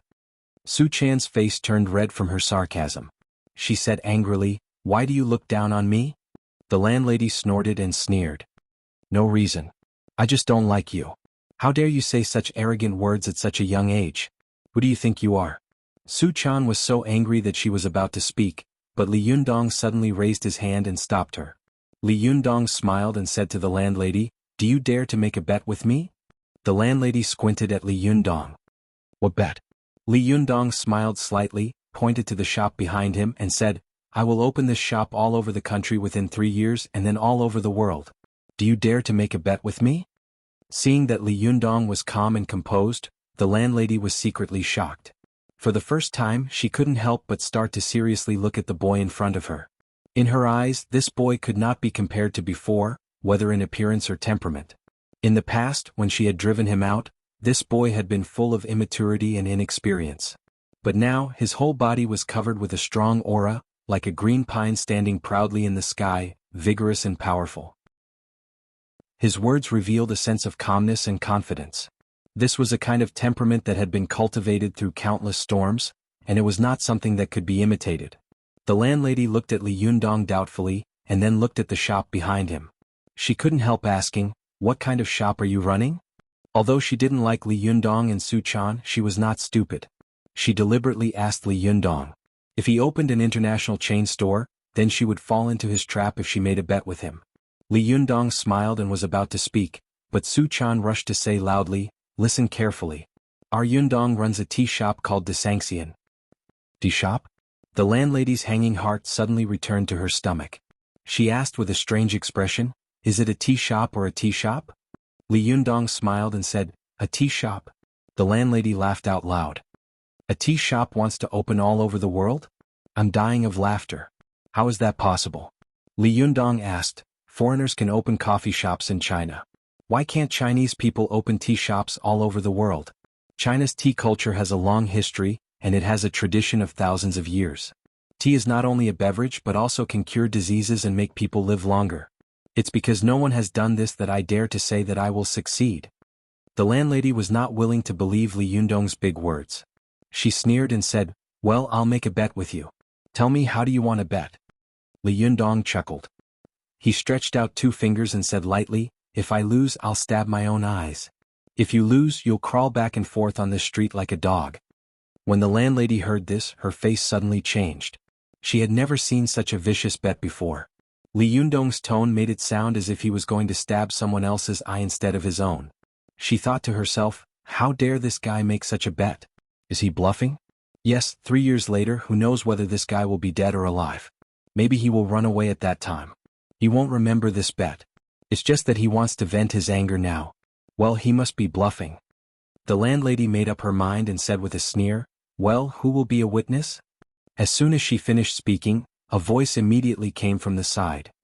"I'll be a witness." Li Yundong and Su Chan turned their heads and looked in the direction of the voice. They saw Zhou Ping and Wang Lingfei of the Jingyi school standing not far away and slowly walking over. Li Yundong frowned and thought to himself, why are these guys like ghosts? Why are they everywhere? Zhou Ping glanced at Li Yundong, then smiled at the landlady and said, "I'll be a notary for you." Li Yundong looked at the two of them and sneered. "Where's your fat Shirdi?" Zhou Ping's face changed. She said coldly, "You don't have to worry about him. He's fine." The landlady looked at the 2 uninvited guests in confusion, then at Li Yundong. She asked suspiciously, "Do you know each other?" Zhou Ping sneered and said, "No, I just saw Injustice on the road." Li Yundong retorted sarcastically, "I think you're meddling in other people's business." The landlady hadn't expected that the matter between her and Li Yundong would change again, but she was happy to see Li Yundong suffer a setback. She clapped her hands and said, "Since there's a witness, it's easy. Li Yundong, remember what you said. 3 years later, humph, I'll wait for you to stab your own eyes." As she spoke, she didn't want to get involved with these people, so she turned around and left. Su Chan was so angry that she shouted at her back, "You must be the one crawling like a dog. My Yundong won't lose." Li Yundong smiled and touched the girl's head. Then he put on a serious face and said to Zhou Ping and Wang Lingfei, "Do you have anything else to say? If there's nothing else, I won't keep you company." Surprisingly, Zhou Ping didn't make trouble. She smiled and said, "Jinrenli, please go ahead." Li Yundong snorted and walked into the shop with the girl. As soon as the two of them entered, Su Chan took Li Yundong's arm worriedly and said, "Yundong, will our shop make money?" Li Yundong hugged her dotingly and said with a confident smile, "Don't worry, I have a way. Except for that time against your master, when have you ever seen me lose?" Only then did Su Chan feel relieved. She giggled and put her arms around Li Yundong's strong waist, saying, "Of course, my Yundong is invincible in the world, even in business." Li Yundong laughed and said, "You're bragging a little too much." At this time, Ziyuan, Zhou Qin, and the others were coming down from the second floor. Ziyuan walked up to Li Yundong and looked at Zhou Ping and Wang Lingfei outside the shop. She asked in a low voice, "What happened?" Li Yundong smiled slightly and said, "It's nothing.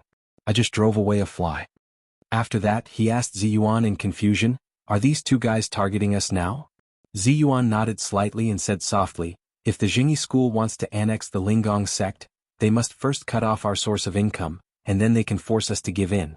If they don't cut off our source of income, they won't be able to force us to compromise. So, Li Yundong, you must be mentally prepared." In the past, Zhou Ping could be said to be a battle of pride, but now, it is a cruel battle of interests. The battle of interests between sects is not as modest and plain as that between cultivators. It is full of bloody fighting. You must not be careless or it will be a disaster. Li Yundong's face was solemn. He nodded and said, "You're right. It can be seen from the fact that the major sects besieged the Fox Zen school. But don't worry, if they come in the open, I'm not afraid. But if they come in the dark, I don't believe that these tricks can win against us. As you once said, the real art of tea can't be framed by tricks." As he spoke, his eyes also followed Ziyuan to look at Zhou Ping and Wang Lingfei, who were outside the door. Their eyes met through the glass and countless sparks immediately arose. Wang Lingfei looked at Li Yundong and snorted coldly. He said to Zhou Ping unhappily, "This guy looks really annoying. I only hate that my powerful magical weapon hasn't been refined yet." Zhou Ping smiled and said, "To defeat a person, you don't necessarily have to fight. Since they want to do business, I will fulfill their wish. Do they think it is so easy to make money in business?" Wang Lingfei said, "Do you have any good ideas?" Zhou Ping snorted, and a trace of ferocity suddenly appeared on her face. "Isn't it easy for our Jingyi school to cut off people's source of income? However, there is no need to do that now. I want him to open the shop and then I will destroy it. I want them to be completely deserted. There will be no customers and they won't be able to make a penny. Let's go back first. My master still has to refine the two sword souls today." Chapter 366. Go to Watch Network. By the time Li Yundong and the others returned home, it was already evening. After dinner, everyone returned to their respective rooms to cultivate. Li Yundong waited until late at night, then flew to the roof. Go to the watch net. See. When he arrived at the roof, he saw that Ziyuan was already waiting for him. Li Yundong smiled and said, "You're so early. I came a little earlier." Ziyuan smiled slightly and said, "Then should I be like Huang Shigong and ask you to go back first and come back another day?" Li Yundong knew that Ziyuan was talking about an illusion. He quickly waved his hand and said with a smile, No, I'm not Zhang Liang who saves the world, and you're not Huang Shigong who appears and disappears mysteriously. You don't have to do this." Ziyuan smiled and said, "Let's go back to Mount Longhu." After that, her figure turned into a blue light and flew away like lightning. Li Yundong also flew behind her. The two of them flew extremely fast. Tianan City was not far from Mount Longhu. After about 2 hours, the two of them arrived at Mount Longhu. Li Yundong said to Ziyuan in midair, "This is the sphere of influence of the Jingyi school. Aren't you afraid of being discovered by them?"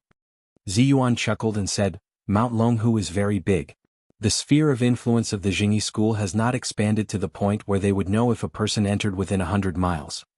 Li Yundong laughed and said, then I overestimated them. However, Ziyuan shook her head and said, no. This is mainly because the power of the Jingyi school has declined greatly since the Ming and Qing dynasties. In the middle of the Ming dynasty, when the Jingyi school was at its peak, the Shangqing Palace of Mount Longhu was not only full of magic circles, but there was also an earth-shattering Sanju formation in the Taoist master's mansion. Even if an immortal entered, his body and soul would be destroyed and turned into powder. At that time, everyone within 100 miles was a cultivator. Regardless of whether they were men or women, old or young, they were all spies of the Jingyi school. Not to mention a person coming in, even if a fly flew in, the Jingyi school would know whether it was male or female. Li Yundong gasped. Was the Jingyi school so powerful at that time? Ziyuan sighed and said, yes, the predecessor of the Jingyi school, Zhang Daoling, the leader of the 5 pecks of rice sect, achieved great success in cultivation and alchemy in Mount Longhu. Starting from Zhang Xing, the 4th generation of Taoist masters at the end of the Han dynasty, all the Taoist masters of the past generations lived here. They entrenched themselves in Mount Longhu in search of immortals and techniques, sat in the Shangqing Palace to teach and preach, and lived in the Taoist master's mansion to cultivate their moral character. Until today they had inherited the orthodoxy for 63 generations, and they had guarded it for more than 1,800 years. Moreover, almost every generation of Taoist master had been worshipped and conferred titles by the feudal dynasties. In the history of our country, only one great aristocratic family can compare to it. Li Yundong's heart skipped a beat and he blurted out, Sage Confucius? Ziyuan nodded and said, that's right. In the history of China's culture, there are only 2 great families that have been passed down from generation to generation. They are the South Zhang and the North Kong. The South has Taoist Master Zhang, and the North has Sage Confucius. Although there had been a lot of friction between Li Yundong and the Jingyi school, when he heard Ziyuan's words, he immediately respected the history of the Jingyi school and was in awe of it. He looked down in midair and looked at Mount Longhu with the help of the starlight and moonlight. Li Yundong saw that the peaks under his feet stretched for dozens of miles, and the mountain range stretched endlessly, like dozens of big dragons sleeping. The mountains were like dragons coiling and tigers crouching. The dragons and tigers were fighting for supremacy, not giving in. Between the mountains, a clear stream of water floated in from the east. It flowed slowly along the mountains, circling the peaks as if taking a rest or admiring the scenery. The beach was white and the pool was green. In this quiet forest, there were occasional bird chirps and animal cries. Occasionally, one could vaguely hear the soft and elegant voice of a Taoist priest chanting sutras. Li Yundong's eyes were clear and his spirit was refreshed. There seemed to be an infinite heroic feeling in his chest. He let out a long breath, and his breath was long and leisurely, as if he wanted to swallow dragons and tigers. The qi he had cultivated for a night was not even comparable to the qi of heaven and earth that had been nourished by looking at this magnificent river and mountain. It's really a paradise of immortals. Li Yundong sighed. Seeing that Li Yundong was lost in thought while looking at Mount Longhu, Ziyuan said with a smile, now do you know why all the cultivation sects must be in the mountains? Don't be discouraged. When you earn enough money, Mount Tianlong will naturally return to your hands. At that time you will also have your own cultivation house. Li Yundong laughed and said, thank you. Come on, let's go down. Ziyuan flew down with Li Yundong. At this time the 2 of them entered Mount Longhu. It was different from looking down from the sky before. Ziyuan took Li Yundong all the way through the mountains, introducing him to the beautiful scenery of the mountains. Ziyuan said, there are 99 peaks and 24 rocks in Mount Longhu, all of which are taken from the softest streams around the mountain and the masculine of the 99 dragons. The mountain elixir is green and full of spirituality. When the Taoist master of every generation descends to the world, dragons and tigers will appear, and the sky will be covered with clouds. Li Yundong laughed and said, I just don't know why the Jingyi school has declined in such a treasured land. Ziyuan sighed and said, during the Republic of China, there was a war between the Kuomintang and the Communist Party and the war of resistance against Japan. Mount Longhu was also affected, and many Taoist schools were repeatedly destroyed. After the founding of the People's Republic, only the Gate Tower, the Wuchao Gate, the Bell Tower, the Dismount Pavilion, the Dongying Courtyard, and other buildings remained in the huge Mount Longhu. During the 10 years of turmoil, these buildings were all destroyed and not a single one was left. Back then, the cultivation sects of the Supreme Taoist Masters were like this. You can imagine what kind of impact the other sects suffered. As Ziyuan spoke, she suddenly smiled and said, "Now that the country has reopened its control over the cultivation world, the Jingyi school can't wait to restore its former glory. Therefore, the first thing they have to do is to gather the branch sects that were scattered in the past, gather all the forces that can be gathered, and then unify the cultivation world and be the only one in the world." Li Yundong chuckled and said, "So, they found you and they bumped into me. So, we formed a feud with the Jingyi school." Ziyuan nodded slightly. The two of them walked like the wind. Not long after, they arrived at a side peak of Mount Longhu. Ziyuan came to the door of the Taoist temple. She looked up and saw two dazzling seals pasted on the door. Ziyuan smiled slightly and raised her hand. The seal moved without any wind, and before long, it fell to the ground. "Let's go to the Sutras Pavilion." Ziyuan gently pushed the door open and said to Li Yundong in a soft voice. Li Yundong nodded and followed Ziyuan inside. Along the way, Li Yundong saw that the Taoist temple was in a mess, as if the Red Guards had passed through.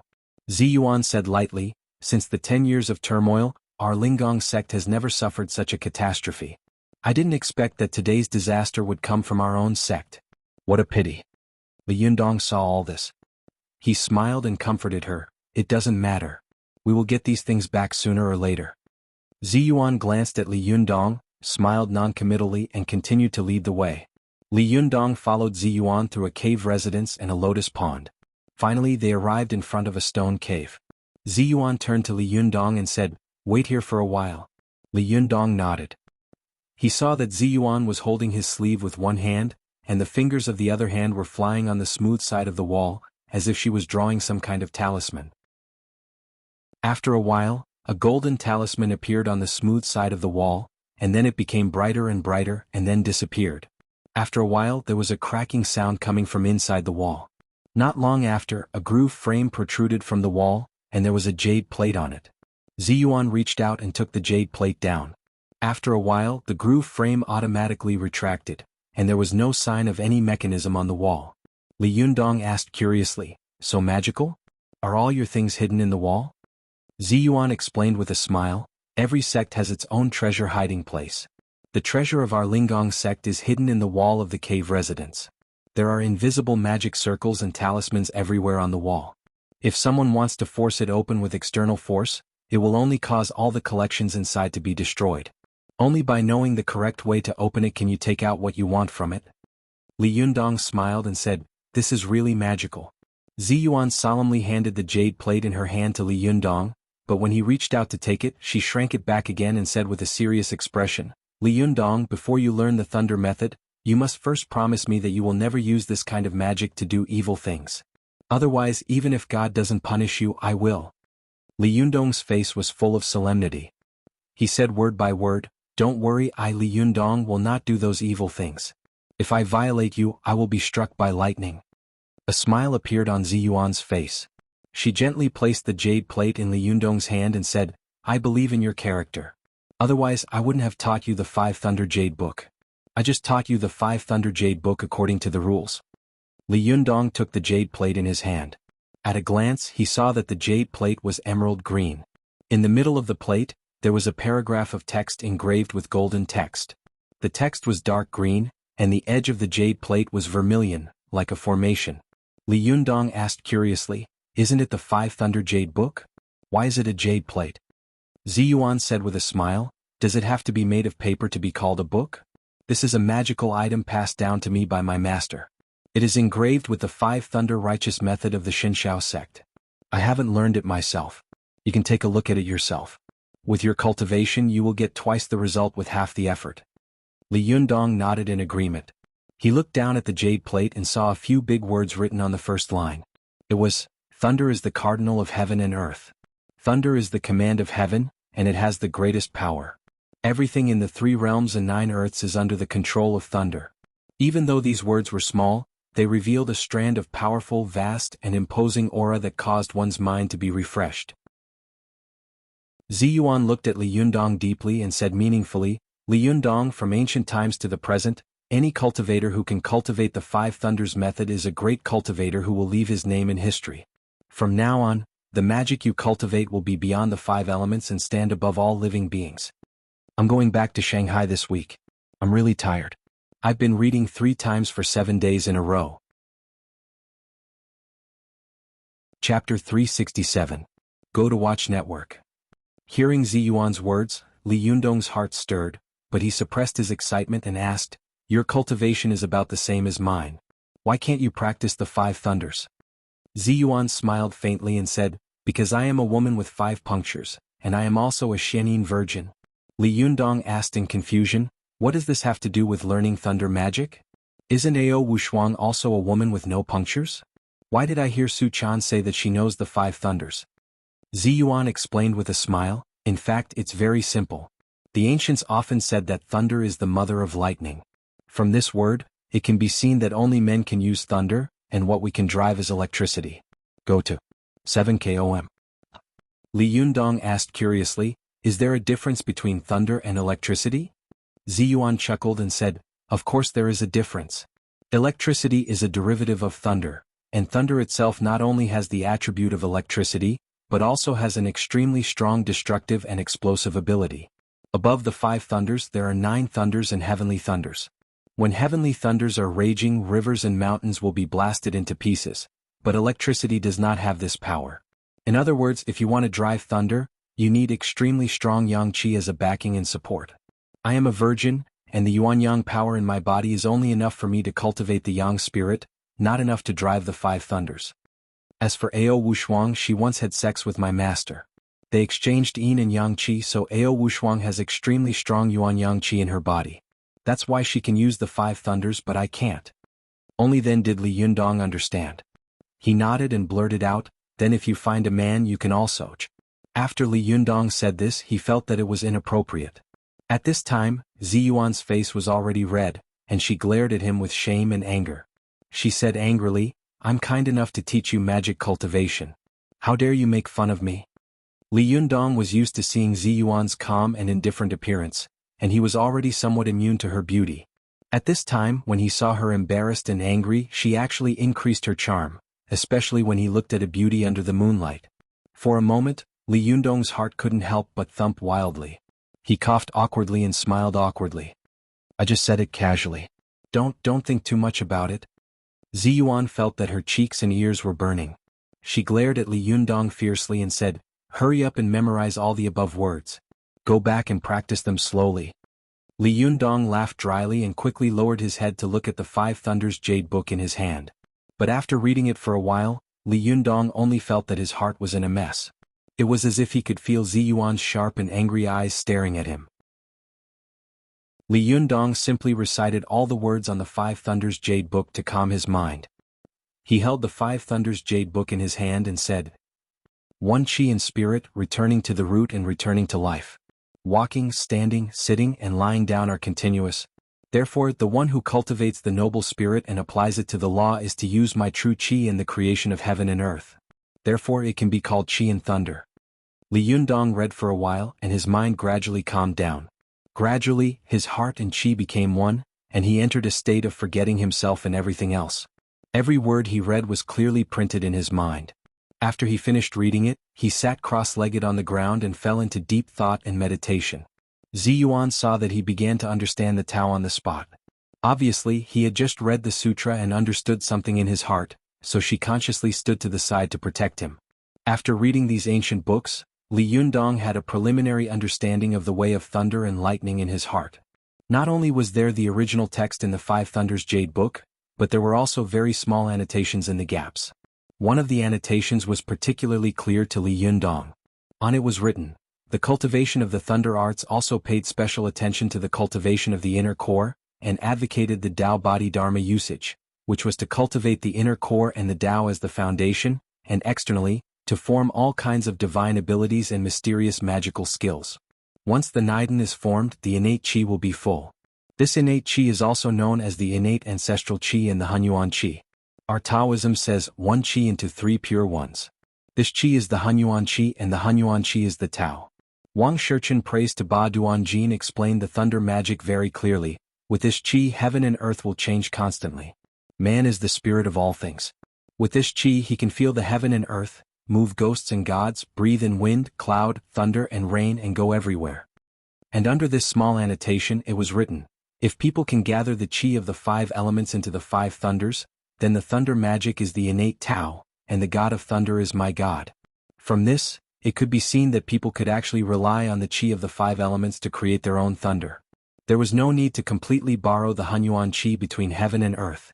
Thinking of this, Li Yundong gathered the chi of the 5 internal organs in his body into his dantian.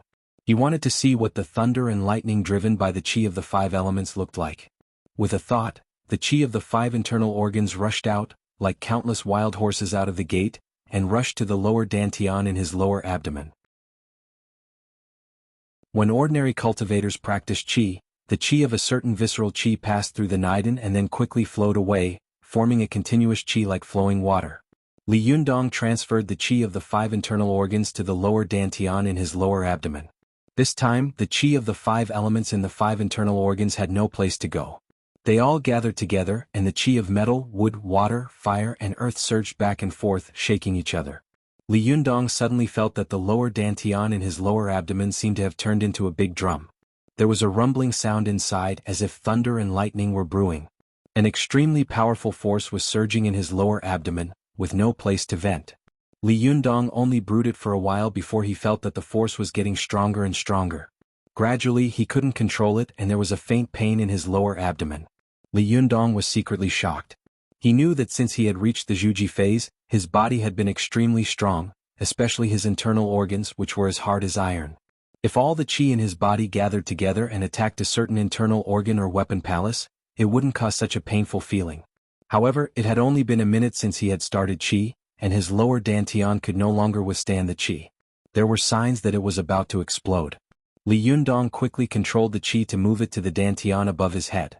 At the same time he opened the Baihui acupoint on the top of his head, and an extremely powerful force instantly gushed out from his Baihui acupoint. There was a loud bang as if there was a thunderclap. At this time they were in the cave. The loud noise was really deafening. Even though Ziyuan's cultivation was profound, she still felt a sharp pain in her eardrums. She couldn't help but frown. At this time, Li Yundong woke up from his meditation. He said with lingering fear, "It's so powerful.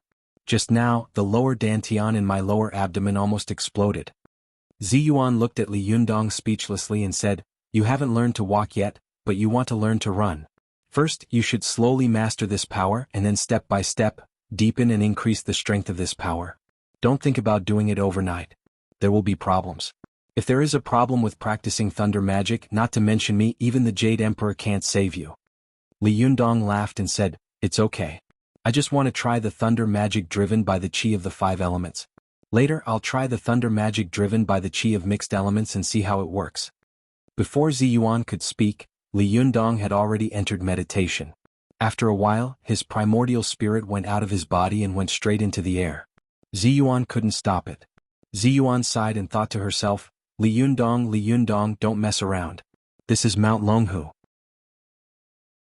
This is the most powerful place in the world. If you make any trouble, it will be difficult to clean up." While Li Yundong and Ziyuan were practicing thunder magic on the side peak, in the Shangqing Palace on the main peak of Mount Longhu, the Lady of the Earthly Fire, Zhang Ling, was refining the soul of Deng Yu and Deng Jiao who she had brought back. In this palace, there was a huge magic circle in front of Zhang Ling. The magic circle was surrounded by the 8 trigrams of heaven and earth, and in the middle was Yin-Yang Tai Chi. 2 water platforms were placed on the 2 points of Yin and Yang. The water platforms were full of all kinds of black and white talismans and patterns. In the middle of the magic circle, 2 lotus buds of the same color and shape could be faintly seen. In the buds, 2 small people could be faintly seen emitting a faint fluorescent light. The 2 little people were curled up like babies, but they were only the size of a thumb. Through the pink lotus leaves, one could see that they had all 4 limbs and even their toes could be clearly seen. The Lady of the Earthly Fire, Zhang Ling, stared at the field with a strong sense of love and joy in her eyes. Next to her stood her disciple, Zhou Ping. Zhou Ping looked at her in confusion and said curiously, "Master, I have something to ask, but I don't know if I should ask." Zhang Ling didn't look at her. She just focused on the field and asked, "Say it. Is there anything else we can't say between us?" Zhou Ping clasped her hands together and asked respectfully and doubtfully, "Master, I can understand that you want to use these twin souls to make sword souls, but why did you go through so much trouble to set up such a formation?" Zhang Ling smiled slightly. Instead of answering, she asked, Do you know what kind of formation this is? Zhou Ping nodded and said, yes, it's the 5 elements reincarnation formation. Zhang Ling turned her head and looked at her with approval. Oh, then do you know how to use this formation? Zhou Ping smiled and said, of course I do. The main purpose of this formation is to help people get rid of the memories of their past and present lives, so that they can be reborn. Zhang Ling smiled and said, since you know what this formation is for, why are you still asking me this question? Zhou Ping said in confusion, but what's the use of this for them? Zhang Ling snorted and said, you only know one thing but not the other. We snatched this pair of twin souls from the cave residents of the Linggong sect. Their origins are unknown. Do you know who they were originally? Do you know anything about them? Once these 2 people become the 2 sword spirits of the Sanju formation, the power of the Sanju formation will be completely in their hands. If they still have the memories of their previous lives, once they meet an acquaintance of the past and show mercy, the Sanju formation will be completely ineffective. At that time, are you going to take responsibility or am I going to? Only then did Zhou Ping come to a realization. She smiled and said, Master, you're really thoughtful. I was careless. However, these twins seem to be coming to this world at any time. As if to confirm her words, the pair of identical flower buds suddenly emitted bursts of colorful light. Then one petal after another slowly opened, revealing 2 identical pink and tender figures. Seeing this, Zhang Ling's expression suddenly became serious. She quickly pinched her fingers and shouted, Pinger, protect me. I'm going to cast a spell to erase their memories of their previous lives. At this moment, in the sky outside the side palace of Shangqing Palace, there was a loud and powerful sound of thunder. Chapter 368. Go to the net. For just as Zhang Ling was about to erase Deng Yu and Deng Jiao's memories of their previous lives, Li Yundong's yang spirit was mobilizing the qi of heaven and earth in midair and driving the thunder away. To watch the net. The art of 5 thunders was extremely difficult to say, but as long as one's kung fu was good enough, it was extremely simple to use. Li Yundong used the yang spirit to mobilize the Hunyuan qi between heaven and earth. At first, he couldn't find out what the Hunyuan qi between heaven and earth was, but not long after, when he mobilized the purest jin qi in his body, the wind and clouds began to surge between heaven and earth. Especially when he used the 5 qis unifying in mind, the Hunyuan qi between heaven and earth and the qi of the 5 internal organs in his own small universe automatically connected. At this moment, Li Yundong had a feeling that he was one with heaven and man, and that the universe of heaven and earth and his own small universe had become one. It was as if he had suddenly become infinitely large. His eyes were the gaze of the sky, and his feet were the thickness of the earth. With a thought, Li Yundong felt that the water between the earth and the sky began to evaporate from the bottom to the top. These water droplets gathered and collided in the air, gradually forming thick dark clouds one after another. Then Li Yundong could feel an inexplicable force between heaven and earth gathering in the clouds. This force was connected to the qi of his 5 internal organs. He could mobilize it, drive it, and command it. At first, Li Yundong was wild with excitement. He suddenly realized that he could actually drive thunder and lightning. He actually knew the most powerful magic in the world. But not long after, Li Yundong couldn't be happy anymore. The speed of the power gathering in the clouds was far beyond Li Yundong's imagination. At first, Li Yundong felt like he was riding a fierce horse. Although the horse was fierce, he could still control it. But then one horse became 2 horses and 2 horses became 4 horses. Not long after, it became a scene of thousands of horses galloping. How could he control it? Li Yundong suddenly felt that he was in a difficult position. If he gave up controlling this power, it would backfire on him. But if he casually released this power, he was afraid that it would hit the secular mortals. At that time, there would be another heavenly tribulation and then he would be in big trouble. Li Yundong thought for a while and suddenly his heart skipped a beat. He looked at the main peak of Mount Longhu where Shangqing Palace was located.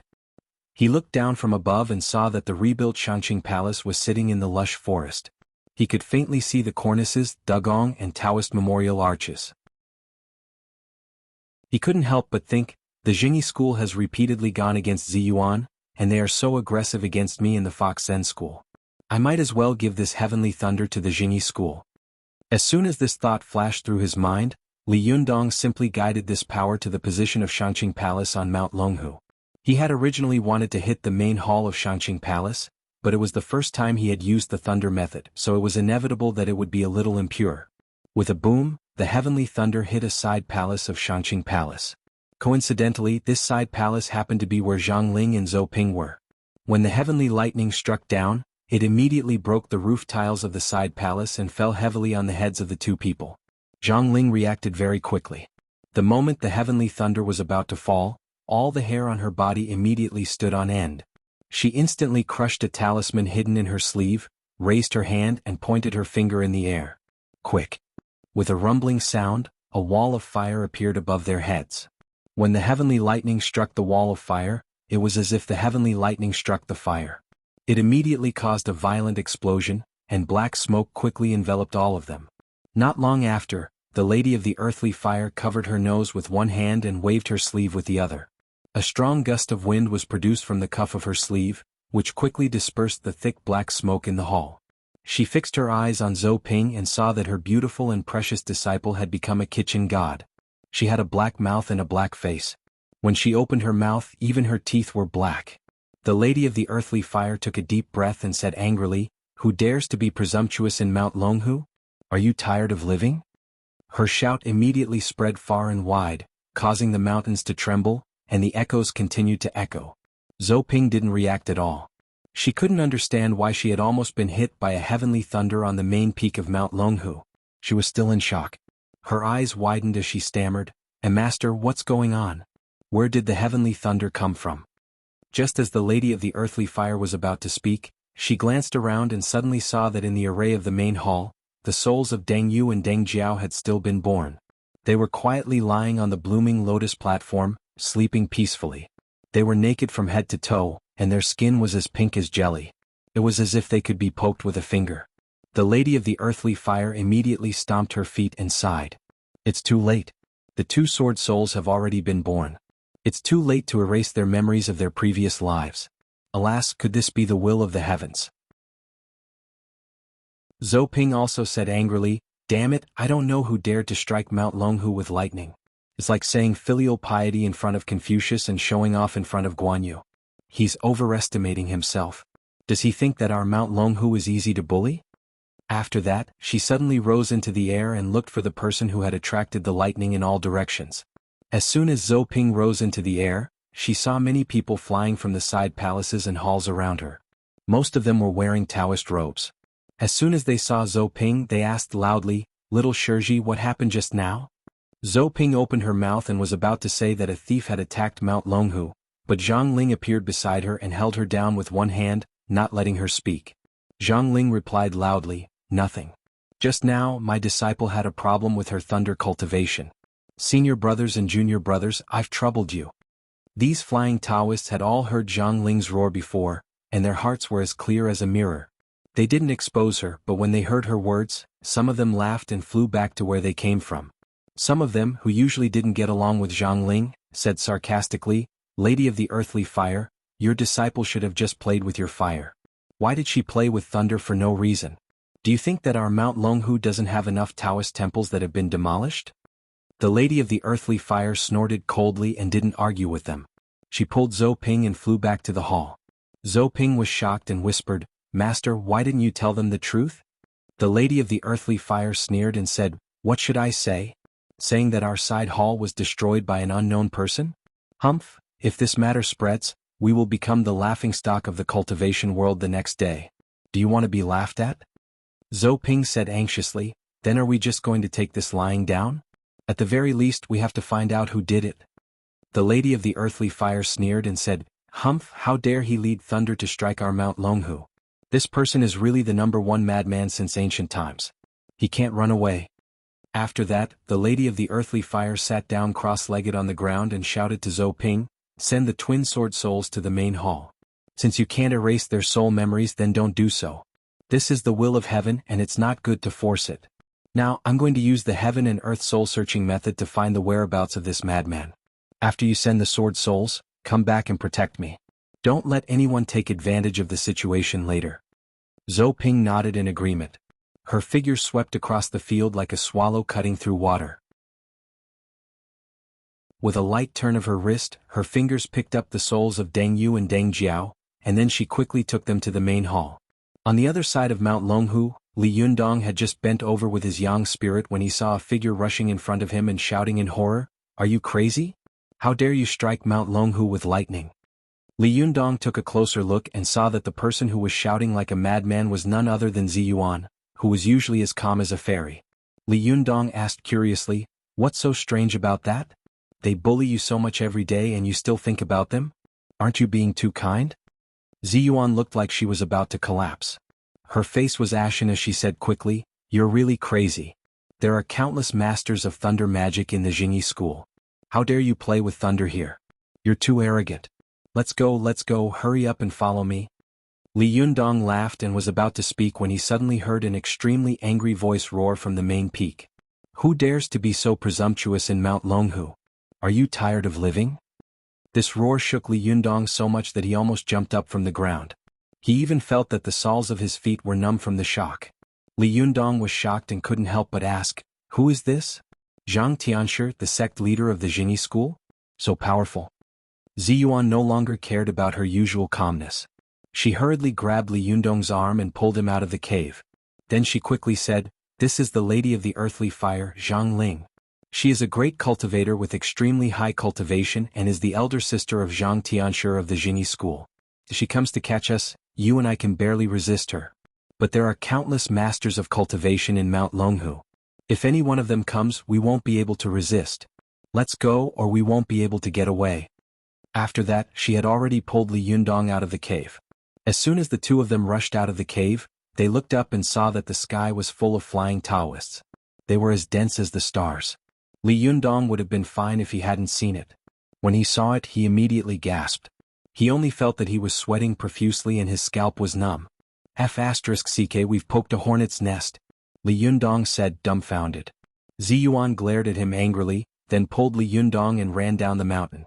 There were Taoists everywhere in the sky, so the two of them didn't dare to fly. They ran all the way out of the sphere of influence of Mount Longhu. When they saw that no one was flying in the night sky, they dared to fly into the air. After confirming that there were no pursuers behind them, they headed for Tianan City. Ziyuan pulled Li Yundong all the way out of Mount Longhu. Only when they were far away from Mount Longhu did she feel relieved. She let go of Li Yundong's hand and couldn't help but ask anxiously, "Did you take the wrong medicine just now? Why did you attract thunder to Mount Longhu?" Li Yundong smiled embarrassedly. "I couldn't control it." Ziyuan looked like she was going crazy. "Then don't hit the main peak. There are 99 peaks for you to hit. Why did you hit the main peak, Shangqing Palace? Oh my god, if this matter gets out, the Jingyi school will go crazy. We'll be on the run tomorrow." Li Yundong was shocked and said guiltily, "No way. They don't know, do they?" Ziyuan glared at Li Yundong. "Maybe they didn't find out this time, but there can't be a next time." Li Yundong smiled apologetically and said, "No, absolutely not." Ziyuan snorted and looked at Li Yundong as if she was looking at a madman. She shook her head and said, "Forget it, let's go back quickly. Don't mention what happened tonight to anyone." Li Yundong laughed dryly and said, "Of course." The two of them flew for nearly 2 hours and returned to Tianan City. Just as they were about to land at home, they saw a figure suddenly fly up from the house. This person came so fast that he almost collided with Li Yundong in midair. Don't worry, the twins will get them back, but not now. Chapter 369. Go to the internet. For Li Yundong held the person and took a closer look, only to see that it was Su Chan. Go to the internet. 7 km. Li Yundong asked curiously, "It's so late. What are you doing out here?" Su Chan was also surprised. She looked at Li Yundong and then looked at Ziyuan. She asked curiously, "Yundong, what are you and Sister Ziyuan doing so late?" Li Yundong immediately coughed dryly and said, "I asked you first. You go first." Su Chan rolled her eyes and glanced at the two of them. Although she was a little puzzled, she didn't take it to heart. She said, "I seem to have seen a person flying out of the residence just now. I thought it was strange, so I came out to have a look. I didn't expect to see you." Li Yundong didn't take it to heart. He said, "Maybe it's a Sherbua or a little disciple of the Fox Zen school who went out to play?" Ziyuan's heart skipped a beat when she heard this. She asked, "Su Chan, did you see who this person was?" Su Chan thought for a moment and said, "It seems to be Sherbua Chao Yi or Sherbua Zhuang Yiting. Their figures are a little similar, but I can't tell them apart." Ziyuan thought for a moment and immediately said decisively, "Where did they fly to? Let's chase after them." Su Chan didn't think much about it. She pointed in a direction and said, "They flew that way." Ziyuan said to Li Yundong, "Let's go and have a look." Li Yundong was confused. What's there to chase? Ziyuan didn't allow him to explain. She dragged him and chased after them, saying, "You'll know when we catch up." When Su Chan saw the two of them quickly chasing after them, she also turned into a ray of green light and caught up with the two of them. The little girl followed behind them and muttered in her heart, "What's wrong with Sister Ziyuan? Why does she look like she's facing a great enemy? However, I don't know if the person in front is Shirbu Chao Yi or Shirbu Zhuang Yiting. It's so late.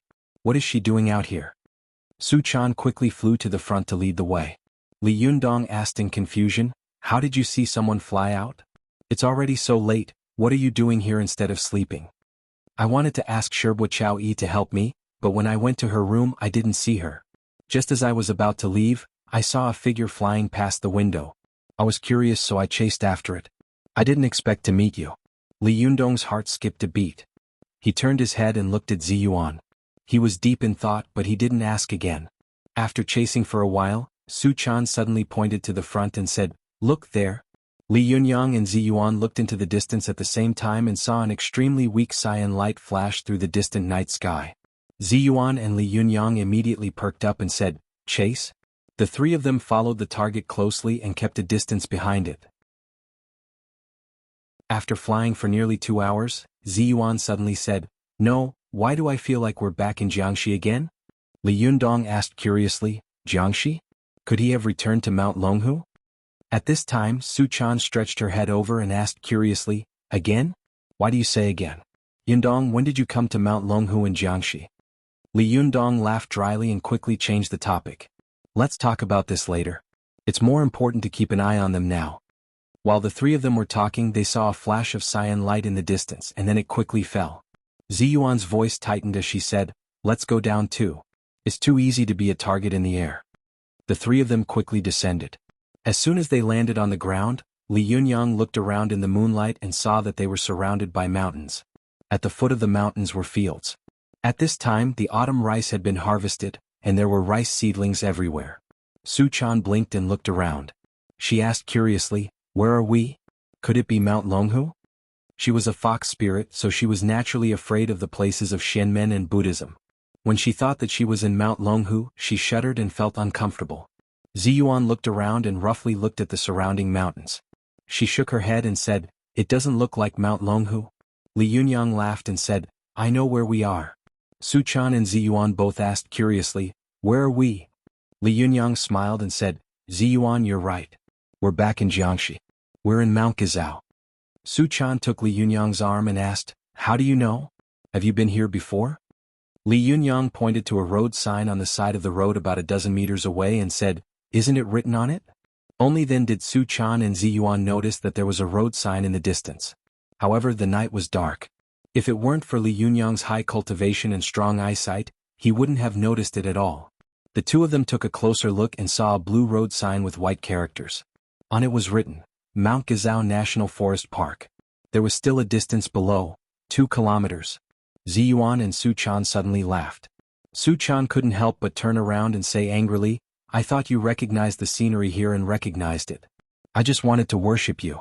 I didn't expect you to recognize it by looking at the road sign. It's so boring." Ziyuan also smiled and said, "I didn't expect that we would follow you to Mount Gizao.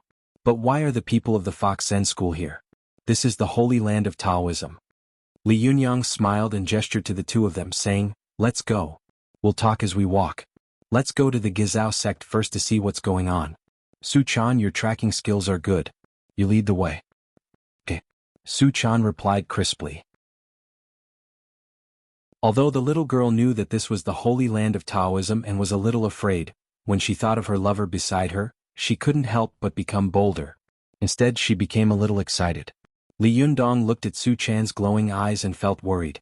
He was afraid that she would cause a disaster like the one he had caused when he struck Mount Longhu. "Hey, don't cause trouble," he said hurriedly. Su Chan looked back at him with a smile and said, I won't." Li Yunyang turned around to greet Ziyuan, only to see that she was looking at him strangely with a faint smile as if to say, "As long as you don't cause trouble, Everything will be fine. Li Yunyang quickly smiled apologetically and said, Jinren Ziyuan?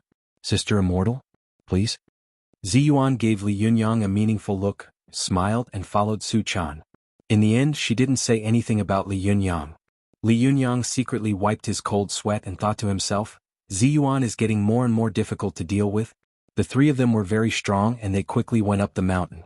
The asphalt road led straight to the top of the mountain, and it didn't take long for them to arrive at a huge archway. Li Yunyang looked at it with the help of the moonlight and saw a stone gate sitting on the road. It had cornices, bucket arches, glazed yellow tiles, a white low wall, two small doors on the left and right and a big door in the middle. From right to left, the words, Mount Gizao, were written. On the stone pillars on the left and right of the door, there was a couplet written in traditional Chinese. On the right was, famous Taoist mountain Bizhang Qingjiang Zhong Xiui. On the left was, holy land of medical sect spirit pills and miraculous medicines are rare.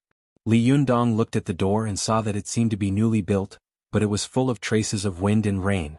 There were weeds growing on the glazed tiles on the roof of the archway. Obviously, it lacked maintenance, especially the two iron fences on the small doors on both sides, which were even more rusty. The words on the travel notice blackboard on the right were also colorful and blurry. He couldn't help but be shocked. No matter what, the Gizao sect is a big sect of external alchemy. How could its signboard and gatehouse become like this? Ziyuan sighed slightly and said, There's nothing I can do about it. The royal power is greater than the divine power. During the Song dynasty, there were more than 1,500 Taoist temples, more than 500 Taoist priests, and 3,000 acres of fertile land. The Taoists called it the Immortal Mansion. But at the end of the Qing dynasty, Mount Gizao, like Mount Longhu and other places, suffered repeated dangers. The incense of the Taoist temple, which had lasted for more than 1,600 years, finally declined. Especially after Wang Jinyuan, the leader of the Gizao sect, succeeded, he worked hard to move the sect's power out to the city. He corporatized the sect's power and turned it into an invisible force, but his own ancestral court declined beyond recognition. Su Chan looked up at the door plate with the words, Mount Gizao, and sighed faintly. Yes, our Fox Zen school was also very glorious back then, but now it has withered beyond recognition. It can be seen that the rise and fall, victory and defeat, this is the reincarnation of fate. There's no other way. Li Yundong smiled and interrupted the two of them. Come on, let's go up the mountain first. The three of them quickly went up the mountain along the road. Along the way they passed by the Bridge of Immortality, the Mountain Gate, the Heavenly Gate, the Mingshui Bridge and other scenic spots. Although Li Yundong only took a quick look at them, these scenic spots full of vicissitudes of life still made him feel cold and lonely, especially the Mingshui Bridge. The mountain stream under the bridge was almost dry, and the riverbed stones were covered with moss and weeds. It was like a lonely old man sighing about the ruthlessness of time. Not long after, Li Yundong, Ziyuan, and Su Chan arrived at the gate of the main courtyard of the Gizao sect. They saw that it was a large square courtyard. At the main entrance was a gate with red walls and yellow tiles. The gate was divided into two floors. In the middle of the top floor and the bottom floor, there were two large golden characters on a green background. Below the two characters on a black background were majestically written, De Wansho Chongjin Palace. Although the signboard of the Taoist temple still looked very old, especially with weeds all over the top, these words were still majestic and brilliant, showing the world its former glory and prestige. Ziyuan sighed softly and said, There are countless Taoist temples in China, and there are also many with the name Chongjin. However, there are so many Taoist temples in the country, but there is no one with the word De in front of Chongjin. It's a pity that the famous mountain of the Song dynasty has declined to this extent. Li Yundong smiled and said, Don't sigh. If you continue to sigh, be careful that your Linggong sect will become like them. Let's go in and see what's going on. If we waste too much time we won't be able to find them later. As he said this he was about to go in, but as soon as he was about to move he was pulled back by Ziyuan. Ziyuan said with a solemn expression, Don't be careless. Although the Gizao sect has declined, it is only the ancestral court that has declined.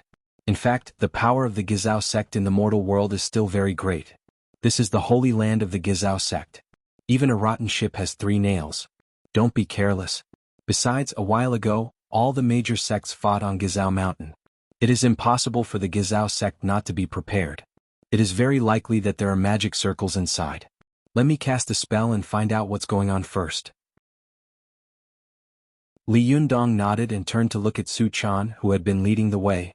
Can you be sure that the person has entered here? Su Chan snorted and said proudly, although I'm not good at fighting, my escaping and tracking skills are first class. I can feel that the aura of the person we are chasing has entered the Great Longevity Chongjin Palace. I can't be wrong. It's just that this person's aura is like that of Sherbua Chao Yi and Sherbua Zhuang Yiting. I can't tell which Sherbua came here and why.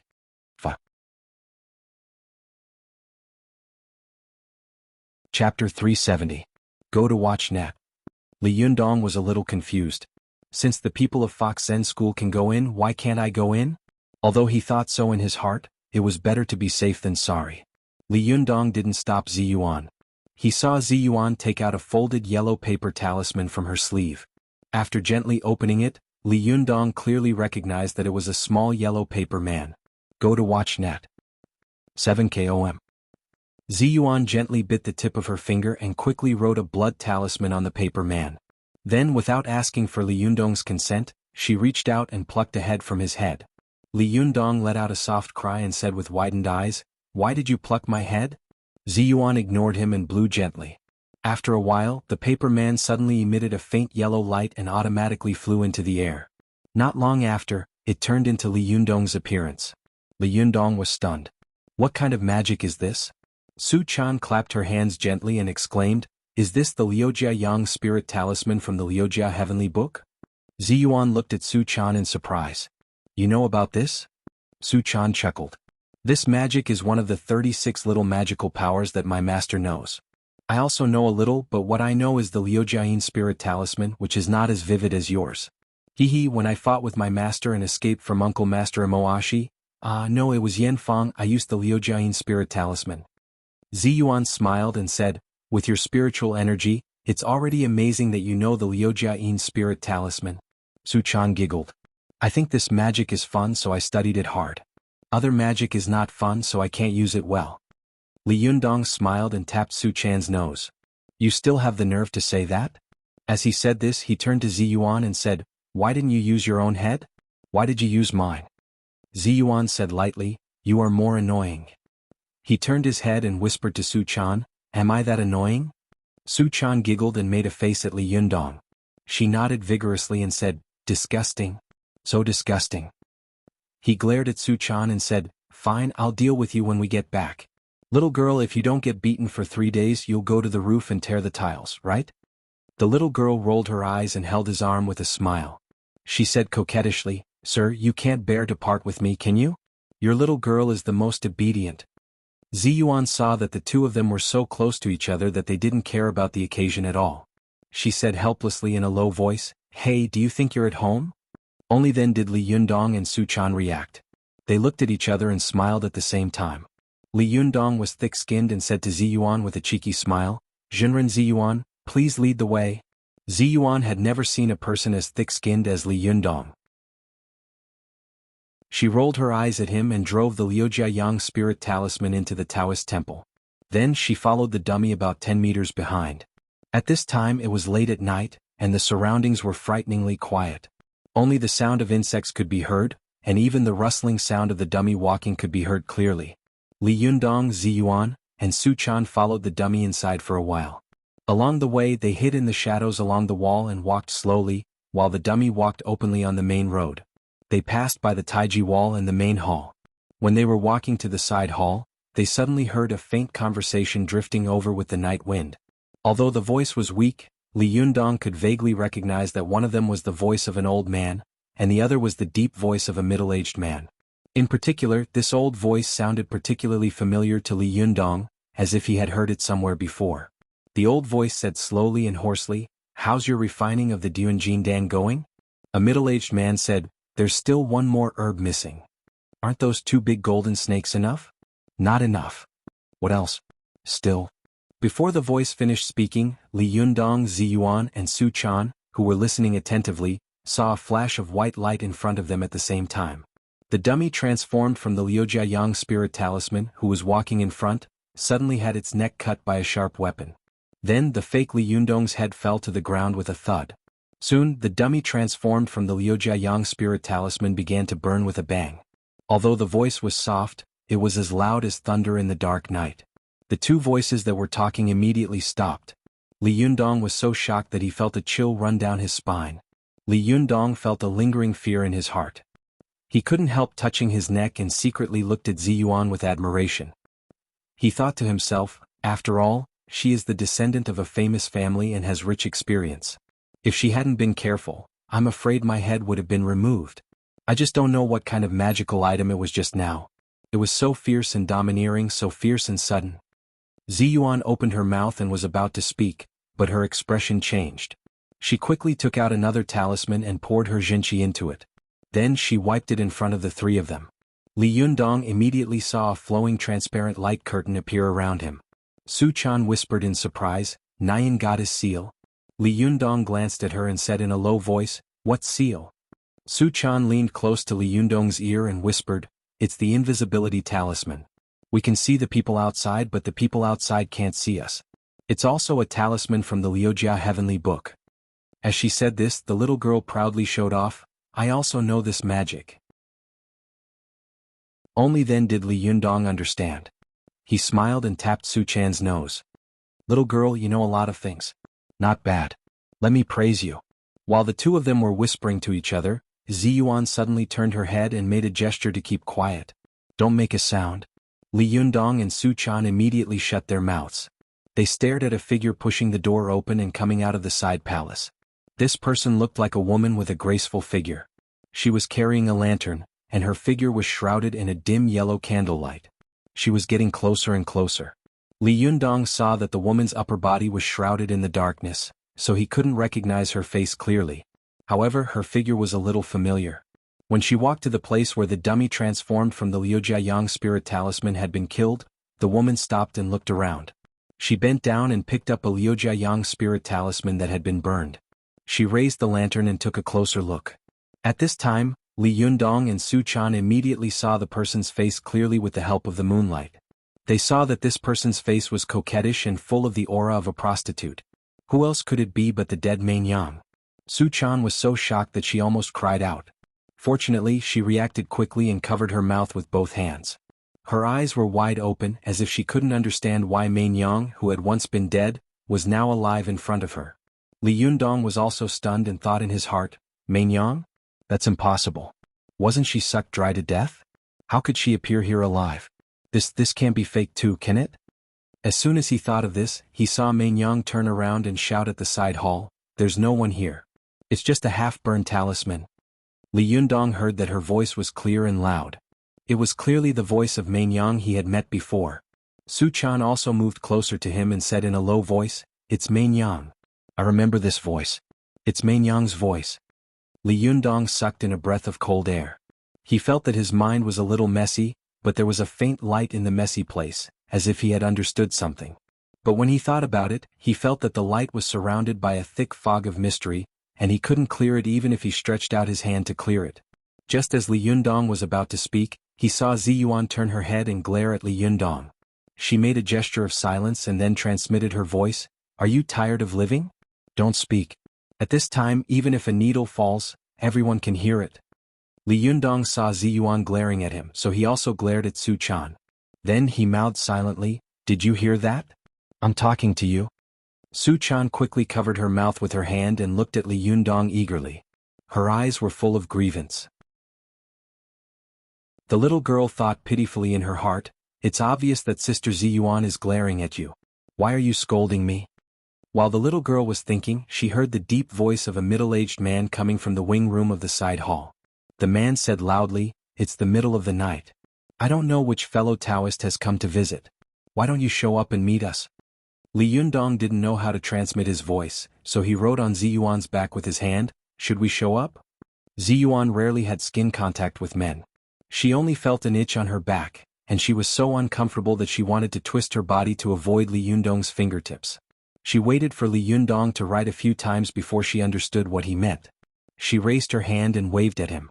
Li Yundong saw that Ziyuan didn't agree. Although he felt strange in his heart, he also made up his mind to continue hiding. The three of them restrained their auras completely and didn't release any of it. The middle-aged man asked again. Seeing that no one responded, he sneered and said, Those who dare to break into our Gizao sect at night must not be easy to deal with. Since you're here, why don't you dare to show up? Could it be that he's a tortoise? The middle-aged man was trying to provoke him. Hearing this, Li Yundong was secretly unhappy. He thought to himself, so be it. We're just here to find someone, not to do anything bad. What's so shameful about it? But as soon as this thought flashed through his mind, he saw a figure suddenly appear in the dark starry sky. This person was holding a 3-feet-long Qingfeng sword. Her long hair fluttered like an immortal's, her figure was exquisite, and her face was as beautiful as jade. However, her eyebrows were sharp, making her look aggressive. Li Yundong took a look and was shocked. He saw that this person was none other than Yan Fang's out-of-body yang spirit that he had seen on Mount Tianlong. The 3-feet-long Qingfeng sword in her hand was also the liuhe that he had once used. Su Chan was also so shocked that her mouth was wide open. Her face showed strong excitement and anger. She thought to herself, why is Yan Fang here? Where's my master? What did she do to my master? Li Yundong and Su Chan were so shocked that their expressions changed, but Ziyuan's face was as dark as water. She thought to herself, as I expected, Second Sherbua is hiding in the Fox Zen school. If I'm not mistaken, what Su Chan saw just now was Second Sherbua's figure. However, why did Second Sherbua come to the Gizao sect so late at night? Does she have any ulterior motives? While the three of them were thinking, on the main peak of another famous Taoist mountain, the Lady of the Earthly Fire, Zhang Ling, suddenly opened her eyes and said with a stern expression, "What a madman! I've finally found your whereabouts."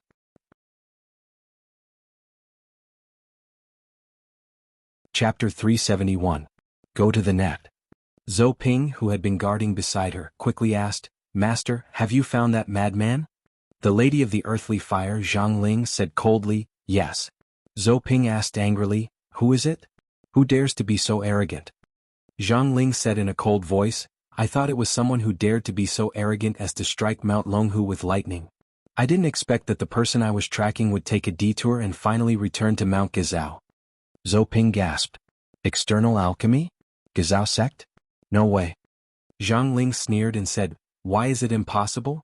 The Gizao sect has always been at odds with us. They compete fiercely with us in business. A while ago when the Renyuan Jindan appeared, some people from our sect also went to snatch it. It's normal for Wan Jinyuan to hold a grudge. Go to the internet. 7KOM. I just didn't expect that Wan Jinyuan would be so despicable now and do such a shameless thing." Zhou Ping said hatefully, "Are we just going to take this lying down?" Zhang Ling stood up and laughed. "A small Gizao sect dares to bully us. Wan Jinyuan is really tired of living. Let's go and ask for an explanation."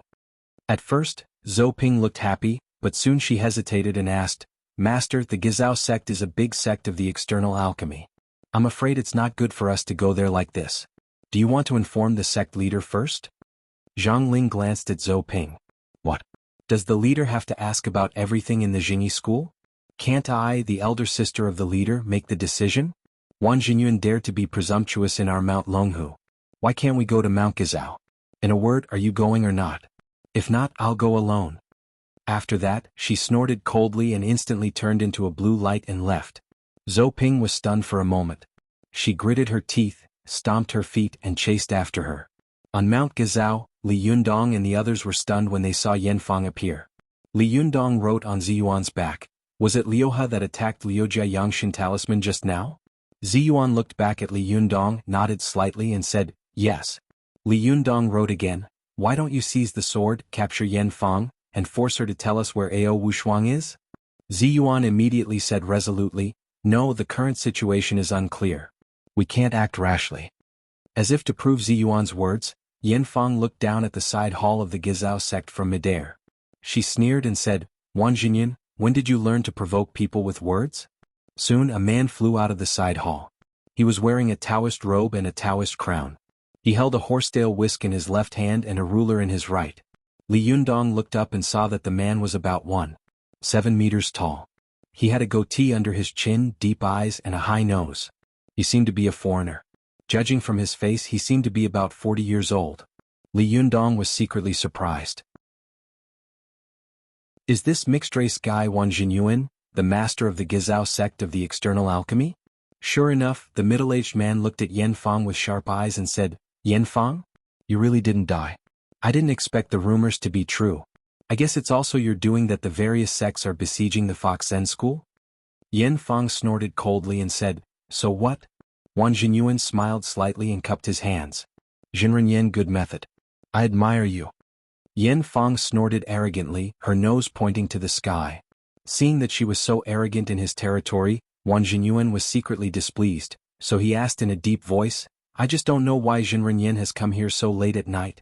Yin Fang glanced around intentionally or unintentionally, and the liuha in her hand let out a clear dragon's roar. She sneered and said, I'm here today to catch a few rats. Wang Jinyuan was secretly angry. He frowned and shouted, Jinren Yin, I've seen that you've endured humiliation for 9 years for revenge, so I respect you a little. Don't push your luck and be too presumptuous. Yin Fang raised her head and laughed wildly. So what if I'm presumptuous? So what if I'm not presumptuous? I can come and go as I please on your Mount Gazao. What can you do to me? Wang Jinyuan was so angry that his face turned pale. He said angrily, Yin Fang, you've gone too far. Today I'll make sure you can't leave. Yin Fang said sarcastically, Humph you? Don't joke around. I'm afraid you don't know how many rats have come to your mountain, do you?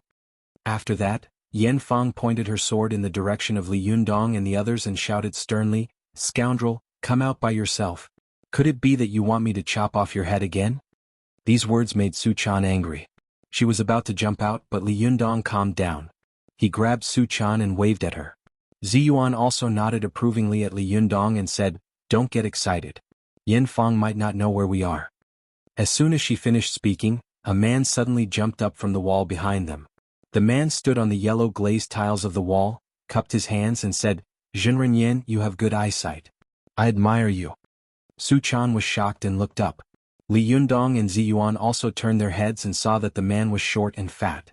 He was Dang Chang of the Penglai sect, who had participated in the siege of the Fox Zen school before. When Yin Fang saw him, she frowned and said, Why are you here? Dang Chang reached out and touched his scalded head with a smile, saying, Why can't it be me? Is there someone else? Yin Fang said in a deep voice, I'm not talking about you. Dang Chang patted his forehead and said loudly, Oh, I was fooled. I fell for your bluff. Alas, I'm so damn stupid. As he said this, he turned around and shouted behind him, Hey friends who are hiding, hurry up and show yourself. I've already exposed myself. There's no reason for you to hide, right? But after he finished shouting, his voice was sent far away. Only the sound of insects responded to his voice.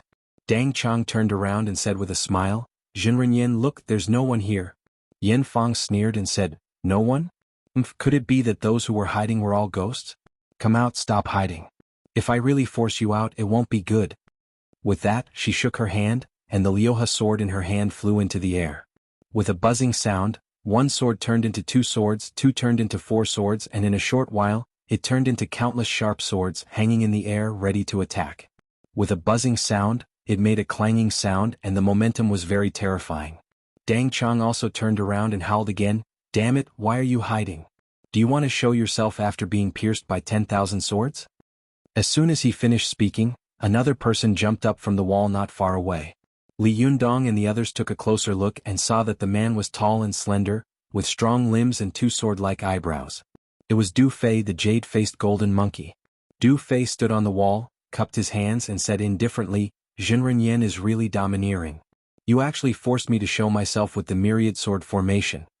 When Dang Chang saw him, he immediately laughed and said, Oh Jinren Du, nice to meet you. Why are you here?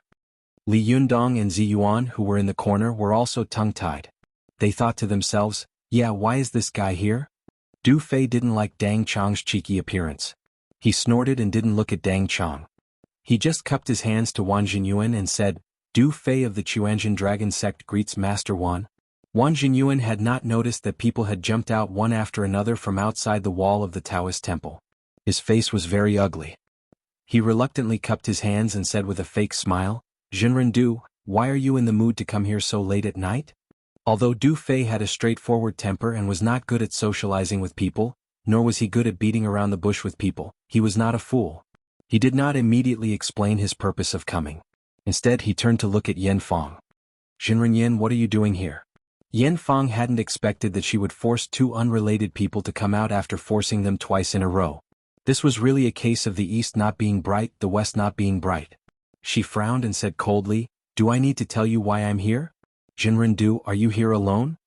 Du Fei snorted and said, Of course. Do you think I have an accomplice? Yin Fang laughed and said, Then I'll have to ask you. After saying that, she suddenly took a deep breath and shouted, All of you show yourselves. This loud shout contained the kung fu of the Xianmen sect. It made the mountains tremble, the peaks and valleys echo, and the earth tremble. Li Yundong's cultivation was excellent and his foundation was deep, so he could naturally resist it. However, he knew that Su Chan would definitely not be able to resist it, so he immediately covered her ears with his hands. Behind them, Dang Chong, who was on the wall above them, was immediately shaken and fell off the wall with a cry of pain. Du Fei's body also shook, and his face suddenly turned from normal to reddish gold, and then from reddish gold to normal. Wang Jinyuan's body, which was floating in the air, also shook slightly. He said with a cold face, Yin Fang, you are too presumptuous. This is the ancestral court of our Gizao sect. It's not your place to shout. Yin Fang sneered and said, The ancestral court of the Gizao sect is like a vegetable garden. You, the sect leader, don't even know how many people are here. How ridiculous. As soon as she finished speaking, people jumped up one by one from the wall. They all had ugly expressions on their faces. Some rubbed their chests with their hands, while others cupped their hands and reported their sections. I am Zhang Hongqing of the Jinshan sect. I am Qin Anji of the Donghua sect. Greetings, Master Wan and Jinren Yin. Jinren Yin, Master Wan, I am Ning Shoka of the Yuyang sect. Li Yundong, Su Chan, and Ziyuan watched as one cultivator after another jumped out from behind the wall. They could only stare blankly and stare blankly. Li Yundong thought to himself, Oh my god, how many people are hiding outside the Gizao sect? I thought we were the only ones who came to the Gizao sect at night. I didn't expect that there would be so many companions. There were about a dozen of them. In the end, an old man with white hair and a ruddy face jumped up the wall with a beautiful young woman. He cupped his hands and said to the people around him with a smile, I am Jing Yuan of the Yin Yang sect of Mount Wuhua. This is my disciple Lu Fengping. When Li Yundong saw him, he immediately frowned, and there was a murderous look in his eyes. Especially when he saw Ding Nan beside him, his frown deepened. He thought to himself, is Ding Nan going further and further on this road of no return? When Su Chan saw Jing Yuan, her eyes widened. She reached out and pulled Li Yundong's arm, then wrote in his palm, It's Jing Yuan, our big enemy. What should we do? You're tuning in to the Han Li's Wuxia Adventures YouTube channel. We're so grateful for your support and don't forget to subscribe to join us on this incredible journey through captivating stories. Your generosity through donations truly makes a world of difference, as it's the primary source of revenue that allows me to expand and enhance this channel for you. Thank you from the bottom of my heart for being a part of this adventure.